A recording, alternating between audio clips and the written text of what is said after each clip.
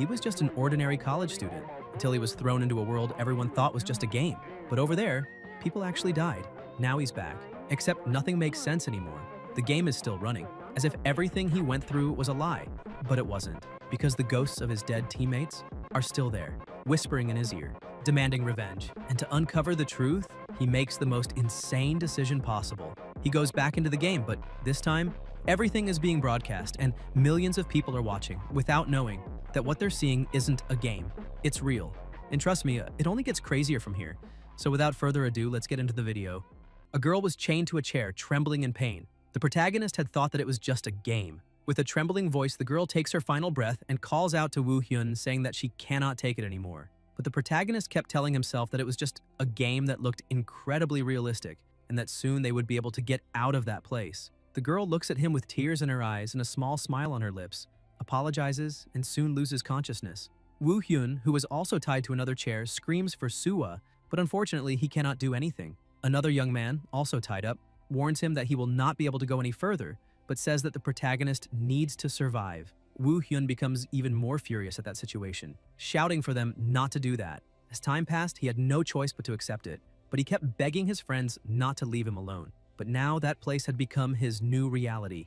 Reverse Planet was the #1 game in the world, a virtual reality game that everyone was talking about. With themes like dimensional rifts, supernatural powers, and vision wars, the game received praise from players all over the world. And because of a friend's recommendation, the protagonist also started playing that game. The girl was explaining that she was playing a game called Reverse Planet, but that was only to make the protagonist become trapped in that other world, the world where Reverse Planet had manifested as reality. Some people wearing masks and protective clothing congratulate test subject number 62, saying that he has taken a step toward becoming a transcendent of the Transcendence Project. This project is an insane experiment that took thousands of lives with the purpose of creating a single transcendent. The kidnapped victims went through electric punishment, drug injections, and body modification.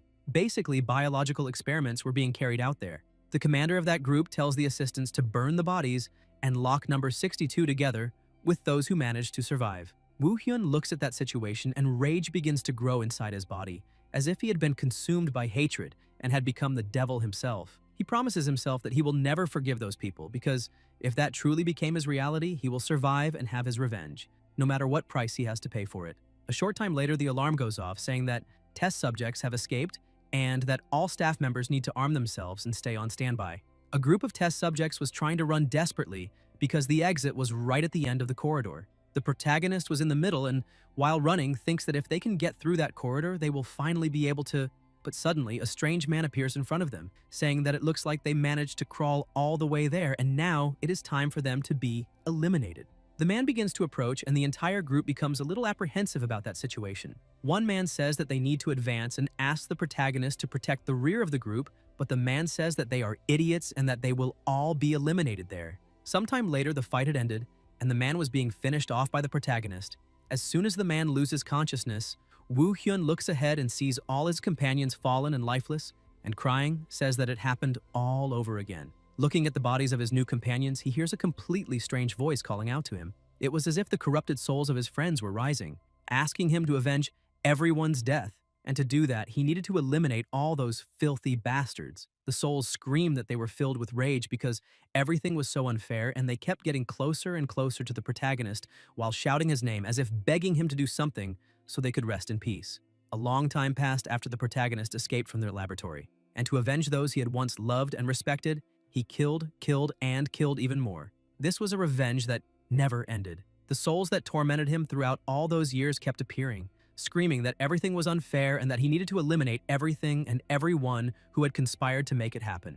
Woo Hyun was on the verge of a mental collapse, questioning himself about how much longer he would need to live that way because maybe he would need to keep eliminating people until the end of his life. But suddenly a screen appears right in front of him, leaving him surprised.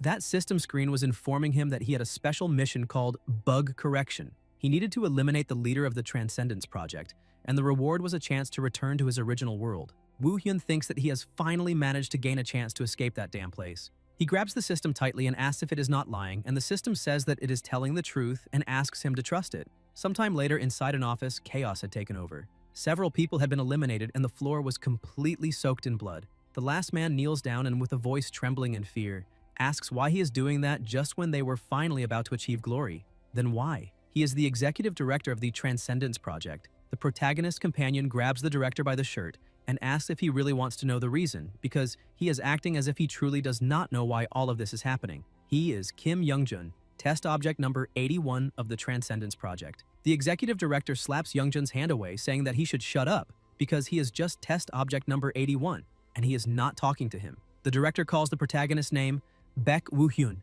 Transcendence Project test object number 62, also known as Superman. The executive director says that he entered that place with nothing but a human body, and now he is a superhuman, a perfect work of art of the Transcendence Project. The director emphasizes that anything the protagonist wants, he can find a way to obtain, because compared to those idiots, the protagonist is clearly different from everyone else. Woo-hyun simply says that he wants nothing and prepares to put an end to it. The director tries to beg for his life, but seeing that it will not work, he starts cursing the protagonist, asking if he really thinks he will be able to end it all just by eliminating the director, because the corporate alliance will never forgive someone who shows their claws to them. And it is not just him, because his entire family, acquaintances, and colleagues, every single one of them will be ruined. But Woo-hyun cuts down the director along with the desk and everything. Blood splashes onto Youngjun, who starts complaining about the mess the protagonist had just made. Besides that, he still wanted to ask the director a few questions, but because of Woo-hyun's action, that will no longer happen. The system appears once again, saying that the special mission bug correction is complete. Woo-hyun has finished all the missions, and his reward will be guaranteed at that moment. The system asks if he would like to return to his original world. Woo-hyun's eyes light up, thinking that he is finally free and that he only needs to press the button to... But before he presses the button, he hears those voices again, asking where he is going and if he has truly forgotten all of them. Besides that, there were still those who remained there. All the souls continue forming a sea around him, begging him to eliminate all those filthy bastards so they can be avenged, because that is what they want. Woo-hyun thinks that he cannot do this anymore because he is already too tired and questions whether he has not already done enough. His hand was still dirty from his last prey. However, he does not know what he truly needs to do and begins questioning whether it is okay for him to leave this aside at least once, since this may be the first and last time he will have the chance to return home. Youngjun touches his shoulder. The protagonist looks at his friend and says that he will return to his original world. Youngjun becomes confused and asks if he is going crazy, questioning what he means by my world and what he is talking about, because the protagonist has always been there. Woo-hyun presses confirm and asks Youngjun to tell the others that he is sorry. Suddenly, Woo-hyun wakes up lying in a bed. He gets up a little startled, questioning whether that is his room and whether he really returned. Besides that, he has no idea how much time has passed. As soon as he looks at his phone, he realizes that it is the same day he ended up inside that game, which means that time did not pass there, and all the muscles he had when he was inside the game had also disappeared from his body, as if all of that had been nothing but a dream. However, he remembers every detail, every second, every prey and target that was eliminated, his friends begging for help because they did not want to be killed, and even the executive director threatening the protagonist's family. Because of those memories, Woo-hyun thinks that it is impossible for that to have been a dream, since everything he felt is far too vivid inside him. The 10 years he spent in there were definitely real. As soon as he returns to his room, the phone starts ringing, and he sees that the person calling is named Young Na-yeon. He wonders why that name feels so familiar. As soon as he answers the phone, Na-yeon shouts, asking why he is not answering and questioning whether he has already forgotten the promise they made. Woo-hyun, a little confused, asks what promise she is talking about. Na-yeon says that they are meeting that night and emphasizes that she will send the location, so he had better show up soon. Right after that, she hangs up, and the protagonist feels a little lost, thinking that he has just remembered that voice. She is the only classmate he is somewhat close to. Besides that, she was the one who recommended the game Reverse Planet. She had begged him so they could play that game together. The protagonist begins to question whether that can really be true and whether she knew everything and planned everything that happened to him, because based on his memories, maybe he really needs to see her. A short time later, he goes to the location she had sent. Cheerful as always, she starts shouting the protagonist's name and asks him to sit down quickly, saying that it has been a good while since they last saw each other, since this was the first time they had met since final exams. She invites him to drink that night and celebrate a little, but the protagonist refuses, saying that he will not drink alcohol that night. He thinks that if he drinks and ends up getting drunk, he does not know what he might do. Na-yeon asks if he is really serious, because if that is the case, then she will just order food. As soon as the food arrives, she asks if the protagonist has already played the game Reverse Planet. Woo-hyun says that he made his character and finished the tutorial. He thinks that after that, he was dragged into the game. Na-yeon is shocked and asks if that is all he did, emphasizing that what he did cannot even be called properly playing. Woo Hyun becomes completely irritated, asks what she said, and slams the table, thinking that if she knew the 10 hellish years he lived as the devil himself inside an endless hell, she would not say that, and all of this happened because of her. Nayeon says that she was really excited and sadly tells him that he had promised to watch her stream. Besides that, he was a Coliseum ranker, and showing a little support to a small streamer like her would make her channel explode. Seeing Nayeon pouting, he thinks that it makes sense now because she really was doing live streams and that was why she wanted to play with him. Woo Hyun asks if he really promised that and she says maybe, but states that he promised to show up at least once to play with her. Woo Hyun thinks that he has definitely come back now. He goes home and starts researching a little more about the company called Planet Earth. This is the company behind the game Reverse Planet and is located in Silicon Valley, San Francisco, in the United States. But he decides to leave all of that aside, questioning what he could do by going to the company's headquarters. After all, if he said that the game dragged him inside, it would seem like he was going crazy. And even if the company paid a little attention, it could still be very dangerous. Who knows what they might do to the person capable of ruining the game? He starts thinking and questions what he's doing because he has already left that hell and that should be enough. So why is he chasing after it again? Because of that, he decides that it is time to put an end to all of this and forget everything that happened, because this is his real world. Later, while he was walking through the streets, two friends approach, saying that it has been a long time since they last saw each other. The protagonist thinks that since that day, he returned to studying and tried to live his life normally, but the demon inside him kept embracing him, asking if he wanted to go back and if that was really the reality he deserved to live in. The protagonist looks back, a little startled, but sees nothing. That was when he realized that something had begun to change. It was as if he had been dragged into hell, and all the souls were screaming for revenge, asking him to take revenge in the most brutal way he could, saying that this was not the place where he was supposed to be. Because of that, the protagonist gets up and runs, leaving his friends a little worried. He runs outside and breathes heavily, but no matter where he goes, it keeps appearing, calling his name. Woo Hyun feels something touching his back, grabs a boy's arm with great force, and pulls him, preparing to eliminate him just as he did in the other world, but he did not have the knife in his hands. The boy asks what he is doing, and the protagonist apologizes, saying that he was startled. The boy says that the other people were saying that he was acting very strangely. Woo Hyun, still confused by all of that, looks at his hand and realizes that it is trembling badly. He decides to be alone, goes outside his school and sits on a bench, but the souls continue beside him. He tries to ask them to stop, but the souls keep appearing, telling him to go back and asking if he has already forgotten, because he needs to complete the revenge. Woo Hyun was begging for it to stop, and suddenly his friend approaches, asking if he is okay because he's very pale, does not look very well these past few days, and asks if something happened. Woo Hyun simply says that nothing happened. Nayeon says that if he says so, then it is fine, but asks him to tell her if something happens because she wants to help him. Woo Hyun asks if she really thinks he's going to call her big sis, but he finally understood. Nayeon says goodbye, saying that she needs to leave, and the protagonist asks her to get home safely. Now that he finally understood, he knows that he was the one responsible for bringing those ghosts back, and if this does not end until they are satisfied, he approaches the virtual game and enters the capsule, saying that at this rate, this world is not much different from the hell he used to live in. Because of that, he needs to return to that world, but this time, he will put a definitive end to it. As soon as he enters the game, the system congratulates him and welcomes him. He looks around, questioning whether this is the laboratory waiting room and whether he really entered the game world.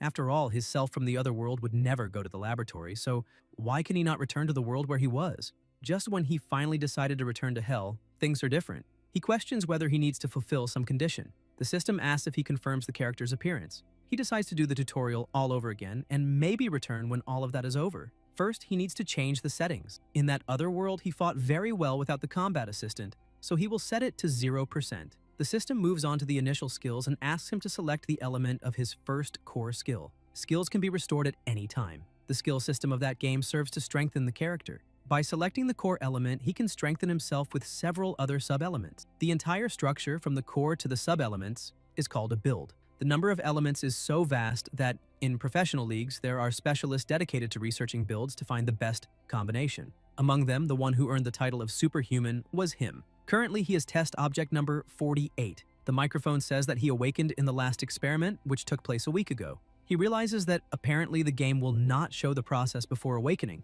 because he doubts any player would actually want to experience that inside a game. The voice from the microphone says that they will begin the next experiment immediately. The door opens and they tell him to enter. In front of him was an etanel, a killing machine created to stop the awakened ones of the Transcendence Project when they went berserk. The reason several test objects lost their lives was precisely that. The system says that tutorial mission 1 is to defeat the Etenel. He needs to fight that robot using his awakened ability. He thinks that this is an initial model, but he remembers what had happened to him. His companions were begging him to help because they were all being eliminated. Etenel charges at him, and it is the same thing. The researchers are always doing the most disgusting things possible. He awakens his ability and dodges the robot's attack, which continues attacking relentlessly, but the protagonist manages to dodge every blow with incredible ease and approaches, saying that the final model is a little difficult, but since he can use skills, that initial model is absolutely nothing to him. He slams the Etenel into the ground, shattering the robot into several pieces. The researchers say that the experiment is complete, and that test object number 48 is truly incredible. The researchers emphasize that at that level, he is incomparable to the other test objects in terms of skill. The system announces that the mission has been completed. The researchers say that it is time to begin the next experiment. Suddenly, the entire room becomes strange and the alarm goes off. The researchers question what is happening, and apparently intruders have appeared. They are those people from the government. A woman grabs the microphone and says that this is a message for all the victims who were unjustly imprisoned in that laboratory. She emphasizes that they must use all the force necessary to get out of that place immediately. Upon hearing that, Woo Hyun recognizes that voice. The system says that the second tutorial mission is to escape from the laboratory. The laboratory begins to explode, and he thinks that he needs to get out of there immediately. While running through the corridor, he questions how many explosions have already happened, and the corridor is a complete mess. He looks at a soldier who is still alive but completely wounded on the floor and realizes that the mark on his clothes belongs to the interdimensional management company, and they are not enemies. The soldier asks if the protagonist is a victim, and the fact that he made it this far means he can escape, so he will help him with that. He presses a device and a panel full of weapons appears. The soldier says that he can feel free to choose whatever he wants. He hands the communication device to the protagonist, saying that he needs to take it because as soon as he is outside, he needs to send the signal and the company will come pick him up. But this was the soldier's final breath. He falls unconscious to the floor, and the protagonist questions whether he really died. Another robot appears. Woo Hyun was distracted, thinking that this is a game and that it is probably a necessary scene for his progress. He grabs one of the weapons from the wall and suddenly begins to feel something very strange. The souls appear again, and he questions what that feeling he's having is. A girl says that she cannot believe he is playing the biggest game in the country, and her hipster pride is in tears. She is Kang Soil, a professional game streamer. Her chat says that at least she knows she is a hipster.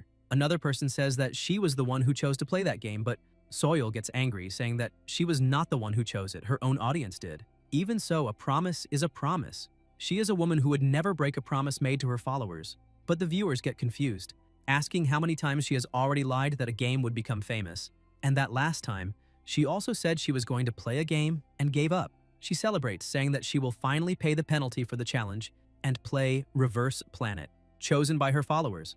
As soon as she enters the game, she thinks that she does not need to change her character's appearance, and as for her ability, she will choose something really cool like fire.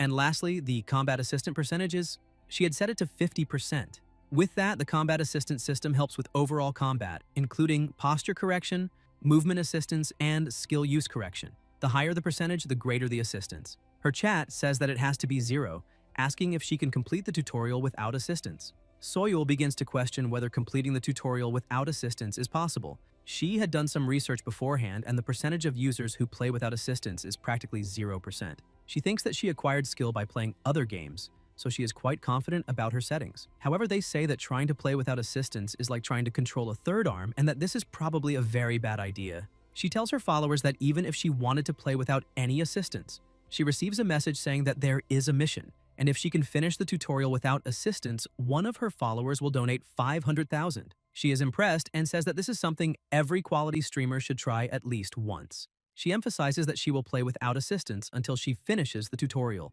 A short time later, she was already exhausted and asks her followers if they are sure about this. She had been defeated 2 minutes after the Etenel appeared. She starts crying, saying that the game threw her into a fight with no experience, without explaining anything, and even caught her by surprise. Her followers agree, saying that it really is unfair and that even though she was defeated, 2 minutes is very good, because many professionals lose around that same time. A short time later, she says that she finally got a weapon, a radio, and now she only needs to escape from that place. The second mission appears for her, saying that she needs to escape from the laboratory and search for a group automatically. A group of 4 people is recommended, and she is surprised by this, because if she can finish that mission with a group, the mission will truly be completed. The viewers say that this is practically guaranteed. The system announces that the group search has failed, and she gets angry, questioning how it is possible that she cannot find a group, since this is a very big game and should have plenty of users.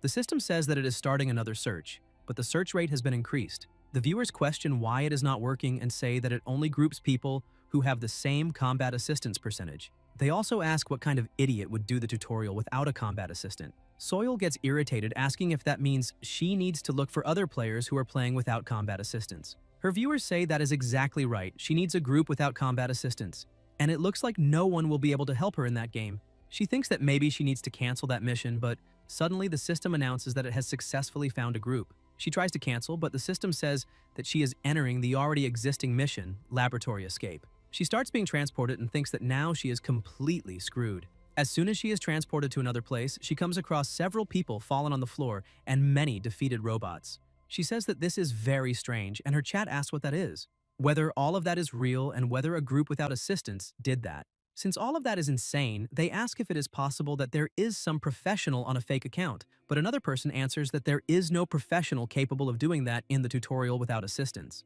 Besides that, he did not use any weapon to take down those robots. He finished them all off without assistance and without a weapon. Soil gets excited, thinking that this is the perfect player to carry her, and because of that, she needs to find this person immediately. Meanwhile, the protagonist had already returned to the underworld inside himself. The demon he had been trying to keep locked away was released once again. He had exterminated everything and everyone that came near him. Woo-hyun was on maximum alert to hunt his prey. Suddenly, he hears something and looks to the side. Soil appears and says, "Excuse me," asking if by any chance he is... But Woo-hyun charges at full force to attack her, though he stops at the last second. Soil becomes desperate and hides, asking for help. The protagonist apologizes and says that he mistook her for something else, which is why he tried to attack her. Soil cannot believe that the bloodbath she saw in the laboratory was caused by just one person. Woo-hyun says that he needs to go now. Soil explains that she just joined his group and asks if she can follow him. While the two walk, she introduces herself, saying that her name is Soil, that she is a streamer, and that she is live right now, asking if there is any problem with the protagonist appearing. She emphasizes that private mode is active, so his face will not appear. Woo-hyun stops walking, and Soil becomes a little worried about that. Suddenly, more guards appear, saying that the test objects are escaping. The guards begin firing, and Soil hides behind a piece of robot, questioning why that tutorial is so difficult. She remembers that the player who will carry her is also there, and becomes worried, asking if he is okay. But as soon as she looks at the protagonist, she sees that he was dodging the bullets as if they were nothing, eliminating the guards as if he were the true predator of that place. Her chat could not believe that the protagonist was so strong, because he looked like the Korean Spider-Man. Soil says that she does not know much about that game, but this is already starting to look insane. Her chat questions how the protagonist can use a weapon like that without combat assistance. Woo-hyun continues destroying everyone around him, and the chat asks if anyone knows what kind of ability he is using. The chat says that, judging by the way he is using the chains, maybe it is wind. But another person disagrees, saying that if it were wind, it would be way too obvious, and maybe it is just telekinesis. Others were so impressed that they say they would not be able to last even a single second if they encountered someone that powerful in PvP. Suddenly, one of them says that the only core element that increases physical power and changes the color of the eyes is perfect being. Soyul is surprised and asks if that is not a horrible ability that prevents the person from using other abilities, because she had thought that no one would use it. But Woo-hyun kept mowing everyone down. Even her chat could not understand anything that was happening there. Perfect being is one of the key pillars among the countless traits of Reverse Planet. It gives a huge increase to physical attributes and resistance to abilities, but prevents the user from using other abilities. Because of this penalty, users see this ability as complete trash. Soil finds that very strange, because not being able to use abilities in a game where abilities are important seems absurd. The viewers say that it really does seem very bad because they cannot even fight without abilities and have never seen anyone choose perfect being. Soil thinks that with absolute certainty, it is difficult to use abilities in a fight without assistance, so maybe it is worth giving up on the rest and putting everything into physical attributes. However, even so, the protagonist should still be level 1. So how is he moving like that? Who is that person, really? Woo-hyun moved and fought as if he were a specialist, tearing apart everything that appeared in front of him. The protagonist looks at the blade of his weapon, covered in blood, and the voices say that it is still not enough. He needs to be more violent in his revenge because they are still not satisfied with it. Suddenly, another guard appears and tries to hit the protagonist, but Soil shouts for him to be careful and jumps in front, shooting at the guard. He gets scared and tries to hide, but Soil manages to surprise him and finishes him off. The viewers praise her, saying that she did very well and that apparently she is very good at shooting. Soyul looks at the protagonist and smiles, saying that she helped. That makes Woo Hyun remember his past. Soyul calls out to him and asks if he is angry because she knows that all of that was thanks to the protagonist and she only helped a little. Woo Hyun says that is not true, that it is not exactly like that and that he is not angry. She really helped. The viewers say that besides being very strong, the protagonist is also a very caring person and is definitely a very handsome man. Soyul gets excited and asks if that means she can keep staying with the protagonist to finish the tutorial, promising to help him as much as she can. Woo Hyun says that as far as he is concerned, it is fine. While they walk, she calls him Mr. Carey, but the protagonist says that his name is Baek Woo Hyun. Soyul asks if that can really be his name because it probably is not censored. She says that if it is not asking too much, she would like to know if he chose Perfect Being as his first core ability, and he says yes. The people watching are impressed, saying that apparently they will have to reevaluate the Perfect Being ability. Soyul asks how he can dodge bullets without abilities, and what other games he has played, but the protagonist answers dryly, saying that he has only played this one. Suddenly he stops again and she asks what is happening. The protagonist says that there are two Etnels 20 meters away. She is surprised and thinks that he does not even have a detection ability, yet he can still identify the distance and number of enemies. Woo Hyun emphasizes that it is nothing special and says that they have to keep walking. She follows him, thinking that this cannot be right, but as soon as they get a little closer, she realizes that he was actually right and the two robots were there. The Etnels charge forward to attack, and the protagonist walks slowly, saying that he used to like playing the Colosseum. Soyul becomes desperate, telling him to be careful. The robots begin attacking, but the protagonist dodges and, with a single blow, eliminates one of the robots with frightening strength. He continues explaining that when he played a lot, he became a ranker in the Colosseum. Once again, with just one movement, he completely blows up the other Etnel. The people cannot believe what they are watching because the two robots were destroyed as if they were nothing, and all of this without the game's assistance. Besides that, they say that now everything makes sense, because if he really is a Colosseum ranker, then obviously he is very powerful. Soyul is a little lost and asks if being a Colosseum ranker is really that incredible. Some people say that she is a cursed woman because she does not know how much that means. Some people in the chat also say that they do not know and ask if it is really that incredible. Another person says that apparently players these days know nothing, but Colosseum hunters used to receive professional offers, and Gladiator, the professional player, was also a ranker. As soon as she hears the name Gladiator, Soyul is shocked, asking if that is not the greatest professional player in the reverse planet scene. The viewers start questioning whether it is possible that the protagonist fought against Gladiator when he was a ranker. This brings up the question of what would happen if Gladiator and the carry faced each other. Woo Hyun calls Soyul to keep walking. Finally, the last mission of the tutorial appears, and the same guy from before appears at the end of the corridor, asking if they really managed to make it there, because apparently they did not know that this place would become the site of their deaths. He is the laboratory's security chief and also the tutorial boss. The security chief asks them not to worry because soon they will meet their companions who were eliminated. Woo Hyun thinks that in fact everything that has happened so far was a tutorial, but suddenly he is surprised. All those souls that had been tormenting him begin to appear, saying that he finally managed to find that guy and they ask him to eliminate him immediately. The chief charges forward, saying that they will not leave there alive. Soyul prepares herself and begins firing her weapon, but the security chief simply blocks everything with his barrier. Soyul says that she thought particle barriers were only for the awakened. The viewers say that apparently the security chief is awakened. He is also a boss and has to have at least something more than the others.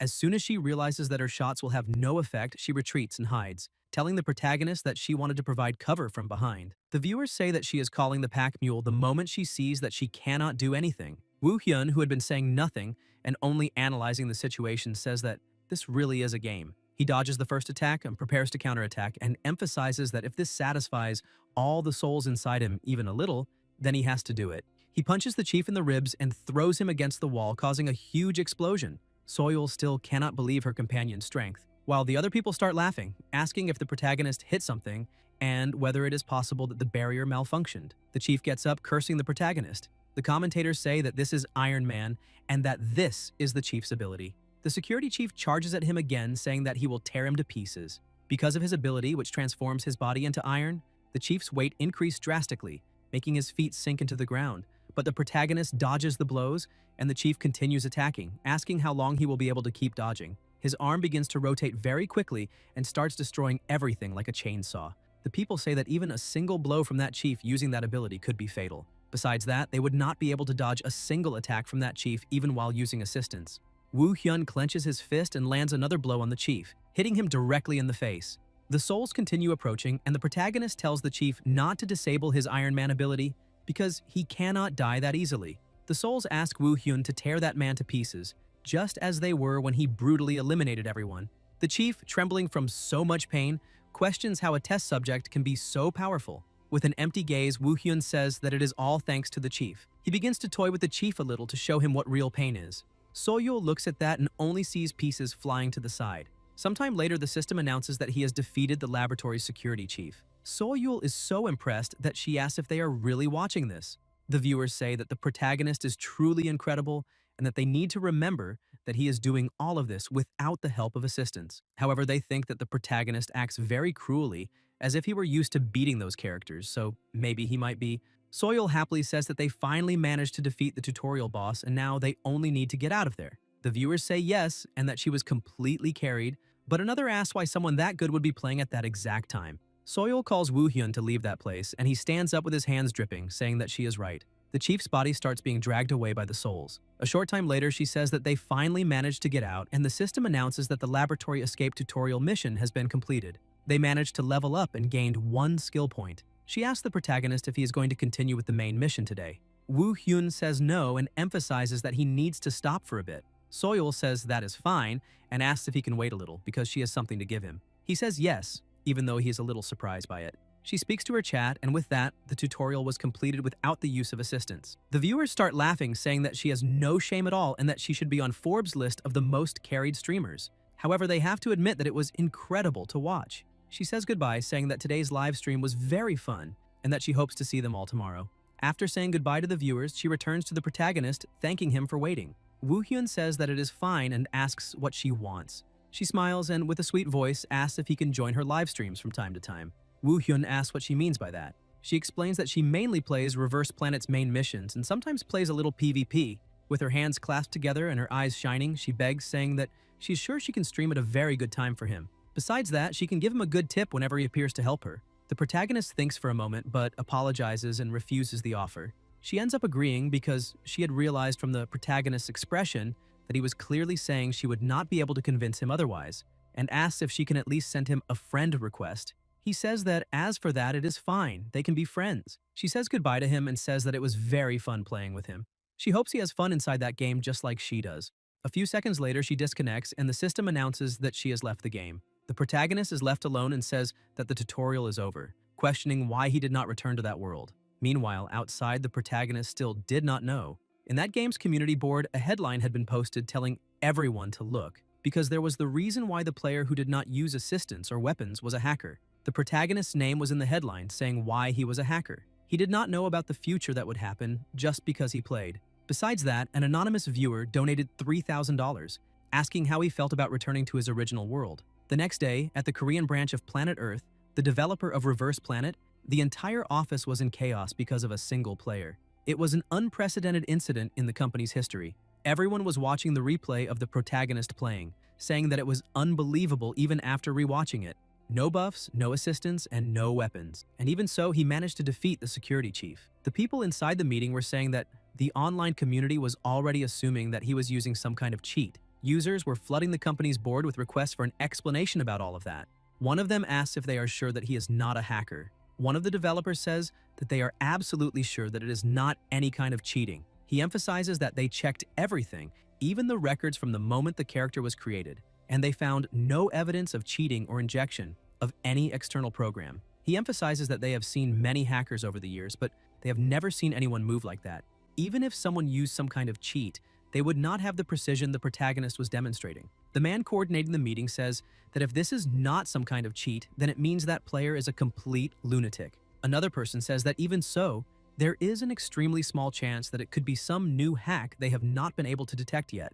The chief says that this is indeed true, and that is why they need a proper verification. Meanwhile, the protagonist was meeting with Nyan and asks if the online community really is going crazy because of him. Excited, she shouts that yes, everything is in chaos. People even started a no modification challenge. On the community board, what was trending was the challenge saying that no buff and no weapons was impossible. If the user turns off all modifications, the abilities do not even activate. She emphasizes that many people tried countless times and nobody succeeded. And now everyone is saying that the protagonist is somehow cheating. She emphasizes that even she was shocked when she saw the video. Woo Hyun is confused and asks how she managed to recognize him, since his face was protected during that live stream. Nayeon explains that he had said his own name. Besides that, she emphasizes that she had already seen how the protagonist fought before and already knew that he was very good, but not that good. So if a stranger saw all that skill in action, they would definitely think it could be some kind of cheating. Woo Hyun asks if that is why they contacted him. Nayeon is surprised and asks what he is talking about, but a few seconds later she realizes what the protagonist meant and shouts, asking if Planet Earth Korea contacted him. She stands up and hits the table, asking if they want to investigate whether the protagonist is cheating or not. Woo Hyun says that is exactly it. He explains that he received the message through the streamer who did that live stream. Nayeon says that using some kind of cheat would draw everyone's attention. She asks if he is really going to do it. Woo Hyun thinks that even if it is only the Korean branch, it is still his only chance to interact directly with the developers of that game. If someone with a high position appears, he might be able to get some clue about the other world. He emphasizes that he told them he would think about it, but he will probably accept. Nayeon asks if he is serious and says that this is a great choice. After all, if he continues being the talk of the town, it is better to justify himself. Hearing people call him a cheater wherever he goes is irritating. Woo Hyun says that he really does not care about those things, but it is fine and people would not be able to recognize him. It is not as if he showed his face in that live stream. Nayeon emphasizes that even with a different appearance, the protagonist's fighting style is very unique. Not even professionals fight without abilities. Nowadays, even professionals who hide their identities end up being discovered because of their fighting habits. Woo Hyun emphasizes that apparently people really are obsessed when they want to be. Nayeon sits down again and says that even after all of this, it is very good to know that her friend is going to do it. Otherwise, that streamer would have been heavily criticized. Woo Hyun is confused and asks why she would be attacked since she has nothing to do with the protagonist. Nayeon emphasizes that the people watching do not care about that. As soon as the drama starts, they will attack anyone even slightly related as a target. First, they will criticize the protagonist, but soon after, they will make her a target of criticism. Woo Hyun thinks that if that is the case, then he has no other choice. He sends a message to the streamer saying that he agrees to do it. Soyul is surprised to see that Woo Hyun actually accepted. And with all this expectation surrounding the protagonist, the viewer count on the live stream is going to explode. Soyul starts planning, saying that now all they have to do is wait, because her viewers will witness an unprecedented event in Reverse Planet's history. She releases a notice saying that there will be a hacker verification livestream soon. In the notice, she asks if everyone knows who's been famous these days. Woo Hyun and his cheating controversy will have a live stream to clarify these things. 4 days later, inside the game, Woo Hyun enters, and Soyul runs up to him saying that apparently things are very complicated for him, and apologizes, saying that this happened because of her. The protagonist says that it is fine and asks her not to worry. However, he needs to know if she suspects that he is using some kind of cheat. Soyul says no, because she witnessed the protagonist's movements with her own eyes. And to be honest, people's accusations have no foundation at all. She thinks that the most important thing is that the protagonist's eyes looked like those of a serial killer, and she does not think a cheater would look like that. She laughs, saying that it was just instinct. Woo Hyun is a little confused, but she changes the subject, asking if they can start the live stream. The protagonist says yes, and she begins the broadcast, thanking everyone for waiting for this moment. The viewers say that it is finally starting, and some people were insulting the protagonist, saying that he is just a cheater and that nobody likes him, while others said they even ordered a snack to watch him get exposed since he was clearly using some kind of cheat. Soyul is impressed to see that there are 10,000 people right at the start of the live stream, and that is insane. This number of people proves how much attention this controversy has drawn, and that is why she invited the protagonist again. Woo Hyun says hi to the viewers and introduces himself, saying his name. However, the viewers keep saying that he is just a shameless cheater, questioning what is fun about playing with a cheat as strong as that. On the other hand, some people were also defending him, saying that it was better not to jump to conclusions before seeing any real result, because normally when people start attacking like that, things always turn out to be the opposite. Soyul gets irritated with the viewers' reaction and asks them to calm down a little, because if they start insulting him for no reason, she will close the live stream or ban those people. She tells the protagonist that before the official verification, she would like to know what he thinks about all this talk that came out about him. Woo Hyun emphasizes that he thinks it is truly ridiculous that a little thing like that turned into something this big. The viewers cannot believe that he called that just a little thing, because he made the entire universe of that game go crazy, which shows that he is either just an arrogant hacker or a true Coliseum ranker. Soyul tells the protagonist that it was far too impressive to be called a little thing. The viewers begin to question how they are going to verify whether the protagonist is using some kind of cheat or if he really is just that good. Soil says that this is a great question, and that is why they invited a specialist to perform the verification, and he should arrive at any moment. Suddenly, another man enters, and she says that he has finally arrived. The man introduces himself, saying that he is Park Gumhyun, manager of Operation Team 1 at Planet Earth, Korea. The viewers go crazy, asking if she really brought an operations manager to prove that the protagonist is not a hacker, or if it is possible that this guy is just an actor. However, some people start saying that he has a GM tag above his head, and only employees authorized by headquarters have something like that. Woo Hyun thinks that an operations team manager has a high chance of knowing something, and after the verification, he needs to ask that guy a few questions. Soyul thanks the manager for appearing and introduces herself, saying that she is a streamer named Kang Soyul. The protagonist also introduces himself, and the manager says that it is a pleasure to meet them. But he keeps looking at the protagonist, thinking that he is the infamous Bak Woo Hyun, and that he looks very normal on the outside. Gyumhyun explains that he will take them to the verification area now, and suddenly, they are teleported to another place. Soyul is impressed, asking if this is... The manager interrupts her and says yes, explaining that this is the private training room, and players use it to practice their skills or combat. As mentioned before, he will conduct several combat tests to check for any assistance from some kind of external program. Woo Hyun finds it a little strange, because he never saw a place like that in the other world where he was trapped for more than 10 years. Gyumhyun asks if Woo Hyun agrees to the tests, and he says yes, emphasizing that he has nothing to hide. The manager says that he will begin and summons an intermediate level Etnel. One of the viewers asks if someone without modifications, and with only his first core ability, will be able to defeat that thing, because the tutorial robot they defeated was nothing compared to the strength of this new robot. Gyumhyun says that first, they will start with the intermediate level training robot. The protagonist awakens his ability again, and something very bad takes over his body once more. The souls begin to embrace him, saying that they are scared and want revenge. Gyumhyun starts reading, saying that now, basically, the match is for him to eliminate it, but before he can finish explaining, a very loud noise echoes and pieces fly around him. As soon as he looks to the side, he sees that the protagonist is no longer there. The noise continues and the pieces scatter more and more, while the verifier merely says that the protagonist must eliminate the targets. The viewers wonder if the protagonist is actually destroying an intermediate level robot with his bare fists, because that robot was able to withstand 5 hammer blows without moving, and apparently, that boy is terrifying. Woo Hyun was tearing pieces off his prey even after winning the battle. Gyumhyun verifies that no external program interference was detected. That situation is truly insane, and that boy is definitely not a cheater. As soon as Woo Hyun finishes going full Dexter, he looks at Gyumhyun and says that he is ready now, they just need to put it in black bags and throw it into the sea. Gyumhyun says that they were not able to detect any external program in that battle. However, he thinks that this may be because the verification time was too short. Gyumhyun asks if the protagonist could fight in the way he specifies. Woo Hyun says yes, thinking that this is probably to check whether he is using any kind of auto-combat cheat. An auto-combat hack is fundamentally a program that uses some kind of system that sends commands as if it were you. So someone who uses that kind of cheat cannot adapt to specific methods. In that case, if it is decided beforehand how the fight must be won, then fighting according to what was said can prove that there is no problem. Gyumhyun thanks him for his understanding and tells the protagonist that, this time, he needs to cut off the heads of 3 intermediate-level robots with his scythe. Woo Hyun says that he understands and has received the mission. Gyumhyun thinks that this is obviously disadvantageous for the protagonist. He releases the 3 robots, thinking that even so, he cannot imagine that boy losing a fight. The 3 Etenels attack simultaneously, but the protagonist manages to dodge all 3 attacks and charges forward. In a matter of seconds, he cuts down all his opponents, ending the battle quickly. Soyul shouts excitedly, saying that she knew she had not been seeing things, and asks if her viewers saw those scythes moving as if they were alive. The people are also impressed, asking what they just watched and saying that the scythe is extremely strong. But others say that actually it is not that the weapon is powerful, but that the user makes it dance as if it were a dance of death, eliminating everything around him.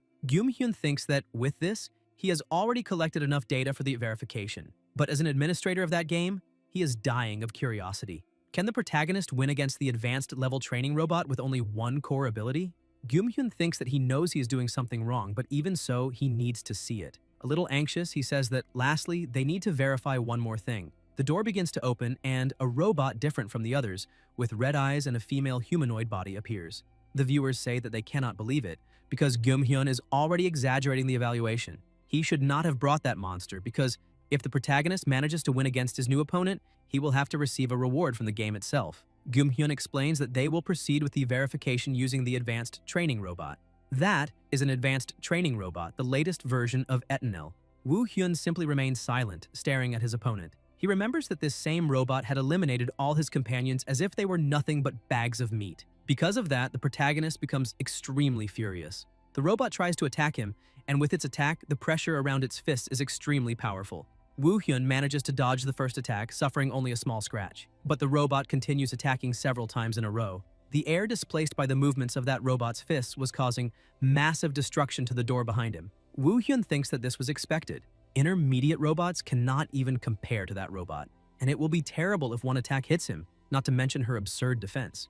That robot is on a completely different level from the other things he has faced so far. His attack caused no damage at all to her body. The advanced Etanel tries to attack once again, but the protagonist dodges, saying that in that case, he will hit her until he starts causing damage. Woo-hyun stops holding back and begins attacking non-stop. The sounds of the fight between the two are terrifying, leaving Gyumhyun and Soyeol speechless. The viewers say that they are at a loss for words, because this is incredible, and they do not even know how it can be possible. If the protagonist takes even a single hit, it is over. But he does not seem like he's going to let that happen so easily. Gyumhyun cannot believe that this boy is managing to fight on equal footing and dodge the advanced robot's attacks with only one core ability. Before, it seemed like he was at a disadvantage, but now he is the one gaining the advantage against the robot's attacks. Woo-hyun continues improving himself and intensifying the strength and speed of his attacks and movements with every second. With every exchange blow, he seems to grow stronger and stronger. Gyumhyun thinks that apparently there is nothing left to verify and removes the advanced robot from there before he destroys her. Gyumhyun says that he himself removed the training robot since enough data for the verification had been collected. Woo-hyun says that he finally understands because he had been wondering why that robot disappeared. Soyeol asks the analyst what the result of the verification was. Gyumhyun emphasizes that it was clearly confirmed that no external programs were involved. In short, the protagonist is not a cheater. The viewers are impressed, asking how that is possible and how he is not using any kind of cheat. Other people say that the administrator just said he is clean, which means the accusations had no basis at all to try to do anything against the protagonist. Besides that, the post accusing him of being a cheater has just been deleted. Soyeol goes to her chat and says that she already said the protagonist was not using any kind of cheat, but they doubted her. The viewers say that they never doubted that boy's strength. Besides that, the administrator confirmed it, so not even those idiots who only want to ruin things will be able to mess with that boy. They have also already seen people calling the protagonist Haxical or something like that, and now it makes sense why. Soyeol smiles, saying that she likes that name. She says that it is finally over and asks everyone to make sure they remember this. Woo-hyun never used hacks. He simply has mechanics that make him look superhuman. She says that the verification is over now and the protagonist can tell them how he feels, but he simply says, "Thank you," and the analyst laughs, saying that it was fun. Soyeol says goodbye to the live stream, saying that she will end it now and hopes to see them all next time. She had more than 100,000 concurrent viewers. As soon as she closes the live stream, she thanks the protagonist and the analyst for agreeing to appear on her broadcast. Gyumhyun says that they are the ones who deserve thanks for accepting the verification request, especially the protagonist. Woo-hyun says that it was nothing and that it is fine. Gyumhyun begins leaving the game thinking about how the protagonist can say that it was nothing because he is a true monster. He says goodbye and says that he is leaving, but Woo-hyun asks him to wait, saying that he would like to ask a question. Gyumhyun is surprised and says that he can ask whatever he wants. The protagonist wonders if that game had any bugs before, and whether it would be possible for someone to have been trapped inside the game for a long time. Gyumhyun thinks about the matter for a bit and says that he is not sure if he has ever heard of anything like that because if there were such a serious bug, the game would not have become so famous. The protagonist simply nods, saying that the analyst has a point. Gyumhyun disconnects from the game and leaves.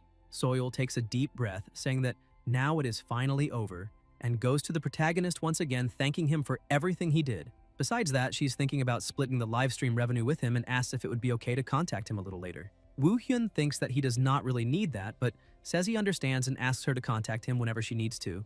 But Soyeol thinks that she cannot let Woo-hyun escape so easily because he is a walking money farm. Woo-hyun notices that she was staring at him without saying anything and asks if something happened and if there is something she wants to say. Soyeol becomes embarrassed, thinking that she cannot force herself to ask the protagonist if he wants to participate in her livestream again, because the only reason he accepted was because he needed that chance to explain himself. Maybe it is better not to force it and cross the line. Not knowing exactly what to say, she simply thanks him. and he says it was nothing. She says that she will call him a little later and disconnects from the game. As soon as the protagonist is alone, he thinks that he did not get as much information as he expected, and that is a little disappointing. Suddenly, he receives a message from Nayeon saying that the live stream is over and that she will meet him in the preparation room. As soon as the two meet, she starts shouting, asking how it was to live stream for the first time, because the community is in chaos right now. Woo-hyun says that maybe it does not suit him very much, and that he needs to keep an eye on what people are saying while he plays. So he did not really like the experience. Nayeon says that she understands and grabs his arm, asking what he thinks about just playing without needing to care about what people are saying. Woo-hyun is a little hesitant to answer, thinking that he just does not want to live stream and expose himself to other people. But Nayeon excitedly hits the table, saying that she will handle everything else, and the protagonist can decide after they test it. But now, they need to play some PvP. PvP is player versus player, one-on-one combat, the famous 1v1 by the river. It is a game mode where players compete against each other, and one of the two biggest modes. Woo-hyun is surprised, questioning if that is really why she called him there out of nowhere. She says that this is obvious and scolds her friend, saying that he was going to leave without even playing with her a little. Woo-hyun explains that he was feeling like that game did not suit him, and because of that, he was going to stop playing for a while, since he also has no desire to return to that world. Nayeon pouts again and explains that PvP is one of the main contents, so he cannot jump straight to conclusions after playing only the tutorial. The protagonist thinks that PvE, the story mode, is very similar to the other world where he was trapped, but everything he is seeing in PvP seems to be new, so there must be something different in the story mode. He ends up agreeing with her, saying that he will try it. Nayeon is happy with that decision and says that she will explain in detail how PvP works. First comes Duel, which is literally a confrontation against matched opponents. There are two game modes, first one-on-one, and there is also Duo, which is two-on-two. The first to reach 3 victories wins. Next is War, King of the Hill, Escort, Capture the Flag, and Deathmatch. This mode lets the protagonist choose a game mode and fight in a team of up to 5 people. And lastly, and also the one they're going to play, is called Survival. 100 people are scattered across several areas, get equipment, and fight. And since this is his first time, they can go as a team. Besides that, she emphasizes that he needs a build to play PvP, and if he wants, she can recommend one for him. Woo-hyun says that it is fine because he already knows a very good build. He thinks that this build is the reason he was called Superman in the other world. He emphasizes that he will fix his build while she starts the match. She gets excited and says that they will start now. She emphasizes that they will start at the most popular starting point, the military base, a field in survival mode within PvP mode, and a place where various high-level pieces of equipment are well distributed. Because high-level players infest the place, it is not recommended for beginners. Nayeon tries to appeal to the protagonist's sentimental side, asking if he minds if she records him playing PvP. She explains that she wants to post it on YouTube and asks if that is okay with him. Woo-hyun simply says yes, thinking that he just wanted her to get off him, and questions why she is so excited, since he does not really understand what is happening. Nayeon says that now everything is settled and that they need to start the match immediately. The system says that the starting point has been set to the first area, the military base, and the game will begin in 60 seconds. Nayeon smiles and says goodbye, saying that she will see him inside the military base. The protagonist and another player appear in the same place. The first player asks if he is the runner from floor number 30. No one wanted that place because it is terrible. He says that he will go somewhere else first, but before he can finish, Woo-hyun begins hunting his prey. Nayeon, who is somewhere else, receives the notification saying that the protagonist has already eliminated one person and is surprised. However, she thinks that this is somewhat plausible considering that guy's skills. But the truth is that she still did not know that she had brought a demon into a battlefield full of prey for him. The system appears countless times, saying that Woo-hyun eliminated someone. Nayeon cannot believe the number of players the protagonist has already eliminated and asks what the hell he is doing. Woo-hyun kept eliminating everyone who appeared in front of him. As soon as he eliminates the last player, he thinks that he does not feel anyone else's presence and questions if that was the last one. Even so, he did not expect to have to face 4 people at once as soon as the game began. And now that he is finished there, it is time to leave that place.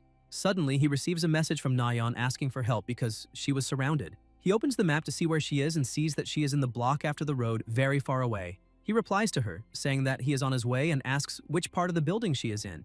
Nayeon says that she is on the roof of the 3rd floor, but she heard a lot of noise from the lower surroundings, so she thinks someone is fighting on the lower floors. The protagonist says that he understands and starts heading there quickly. He approaches and comes across 2 people. They get scared, asking how that guy can be so fast.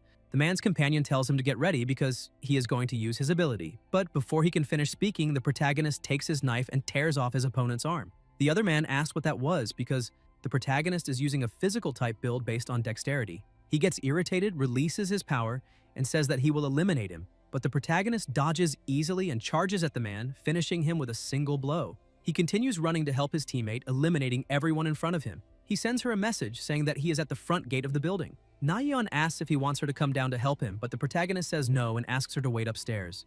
As soon as he touches the door to open it, he realizes that there are 5 people inside. As soon as he enters, one tries to attack him, but Woo-hyun manages to grab the man's attack and quickly finishes him, saying that maybe he needs to go even faster. He begins climbing the floors at an impressive speed, eliminating people as if they were nothing but rats in his path. Nayeon cannot believe what she is seeing because the protagonist is basically a smurf on a beginner account. Suddenly, she senses a completely overwhelming presence behind her and turns around, asking when that presence appeared. The protagonist quickly dodges the attack and she sighs in relief, saying she was startled because she didn't realize it was him until he was right behind her. And that is what should be expected from someone who has 14 eliminations by himself. Woo-hyun looks at her attack and begins to question whether she really needed him. Nayeon asks if he has already defeated all the enemies there, but the protagonist just keeps questioning what kind of weapon she is using. She explains that it was the only thing she managed to find around there. She smiles and says that it is fine. Besides that, she cannot lose to the protagonist, and now that they are together, she will carry him for the rest of the game. Woo-hyun takes a deep breath and says that as far as he is concerned, that is fine. A short time later, the system says that the game is over and the duo's survival game mode has ended. The result is that they came in first place. Woo-hyun eliminated 25 people and gave 7 assists. Nayeon managed to eliminate 7 people and gave 15 assists. They repeat it and play a few more times. Sometime later, Nayeon was already exhausted and says that they won 10 times in a row. She cannot play anymore, so she would rather stop for a bit. The protagonist says that it is fine, and she thinks that she never imagined that a friend of hers, whom she thought was just a normal college student, was actually an elimination machine, so she is even more determined to make him record with her. Nayeon asks if he can wait for her for about 2 days before doing his main missions, because she will bring him an official offer. Woo-hyun emphasizes that he already said he is not interested. Besides that, he was not thinking about doing the main missions, because his objective is something else. He only needs to eliminate everything and everyone to satisfy the corrupted souls that are chasing him. Nayeon asks him to at least listen to what she has to say, because she promises to bring a good offer and will see him later. She disconnects from the game and the protagonist is alone again. He thinks that, in the end, he also did not manage to find any clues in PvP mode. Meanwhile, in the real world, in Soil's room, she was lying on her bed looking at the news on the game's community board. People were saying that the protagonist should become a professional. Besides that, many people were commenting about the verification livestream that happened that day. Soil is happy with that whole situation, saying that she won the lottery because she managed to get more than 100,000 viewers and wonders if that would happen again in her live streams. So she would really like to keep live streaming with him, and maybe she should have tried a little harder. Soil remembers that the protagonist had said he was not interested in live streaming and seemed very determined. She thinks that the best solution for now is to pay him his share right away and goes to check how much they managed to make in that live stream. But as soon as she looks, she is surprised. The next day in a cafeteria, Woo-hyun goes to meet Nayeon, saying that he was wondering why she called him so suddenly. As soon as he sits at the table, he sees a computer with a somewhat strange screensaver and asks what it is. Nayeon, who was very excited, says that she spent the entire night making that PowerPoint just to convince him. The protagonist is surprised to see that she really spent the entire night making that. She emphasizes that the protagonist had said that it was fine as long as he only needed to play during the live streams. Woo-hyun emphasizes that this was not exactly what he said, but she keeps saying that she was thinking that maybe a react could be the solution. Woo-hyun asks what exactly that is, and she explains that it is a broadcast format where several cast members gather in a studio and watch recordings of the other members. Nayeon explains that her idea is that he only needs to play, and she will be the commentator. And if he thinks that she alone will not be enough, she can bring professionals from that field to create a little more communication inside the game without him needing to say anything. They can split the profit 60% to 40%, and she asks what he thinks of that proposal. Woo-hyun simply says that he already said he is not interested. Nayeon says that maybe he does not know how much profit live streams really make. She remembers that he did a live stream with Soyul and that she has probably already given him his share recently. The protagonist says that now that they are talking about it, he just remembered that he received an email from her early in the morning, but he did not read it because he was called to the cafe. He takes out his phone to check the email. The email said that there was his first installment. The first installment was 6 million, as she had promised. She asked him to reply to the email with the bank account number where he would like her to send the money. Besides that, she also managed to find some very funny donation messages, so she would like to share them with him. Nayeon is impressed by the amount and asks if he really was not interested in continuing to livestream or create content because 6 million is a lot of money. However, the protagonist was interested in the messages she said she had received. As soon as he looks at the messages, he realizes that it is. An anonymous viewer was saying hello to him, saying that it is very good to see him again and asking how he feels about returning to his true world because he has a special mission to share, and from then on, he would watch him whenever he was live streaming. Woo-hyun thinks that this anonymous viewer knows that he returned from that place, and that nickname must be a hint to say that he knows the protagonist is number 62. Because of that, he needs to know who that guy is and how he knows that the protagonist returned. Woo-hyun asks Nayeon if it is impossible to find information about donors. She is surprised, asking why he wants to know that, and says that probably not since they have privacy policies. She emphasizes that because of those policies, he cannot even send messages to those people, so he will only be able to talk to them during a live stream. Woo-hyun says that he needs to do that. Nayeon is surprised and asks what he means. He confirms that he will do the live streams. Nayeon becomes very happy and asks if he is serious, saying that he cannot go back on his word. A notice is released saying that shocking news will take over the entire scene. Woo-hyun, known by the community as Haxical, has started live streaming. They will bring some content at 7 o'clock in the evening on August 2nd, 2041. The newcomers will be Haxical, Chasungchul, and Nayeon. A Friday night is special, a day when everyone enjoys what they like in their own way. Those who proudly call themselves nerds sit at their computers waiting for the same things. The chat was already excited, saying that there were only 5 minutes left and that, apparently, Sungchul was a league commentator for War Mode. Everyone was waiting for Haxical's livestream. 5 minutes before the livestream started, in the filming studio inside the game, Nayeon was trembling with worry. Sungchul asks her to relax because they have already prepared everything, so there should not be any problem. He emphasizes that when he was called to participate in today's livestream, he was also very nervous. He is Cha Sungchul, the professional commentator of Reverse Planet. He emphasizes that he never imagined there would be anyone besides Soil capable of calling Haxical to record. Nayeon simply smiles, thinking that as soon as she said she was the protagonist's friend, he immediately promised to appear on the livestream. The 5 minutes pass and the livestream begins. She gets nervous, saying that it is already time to start, and the commentator says that everything is fine.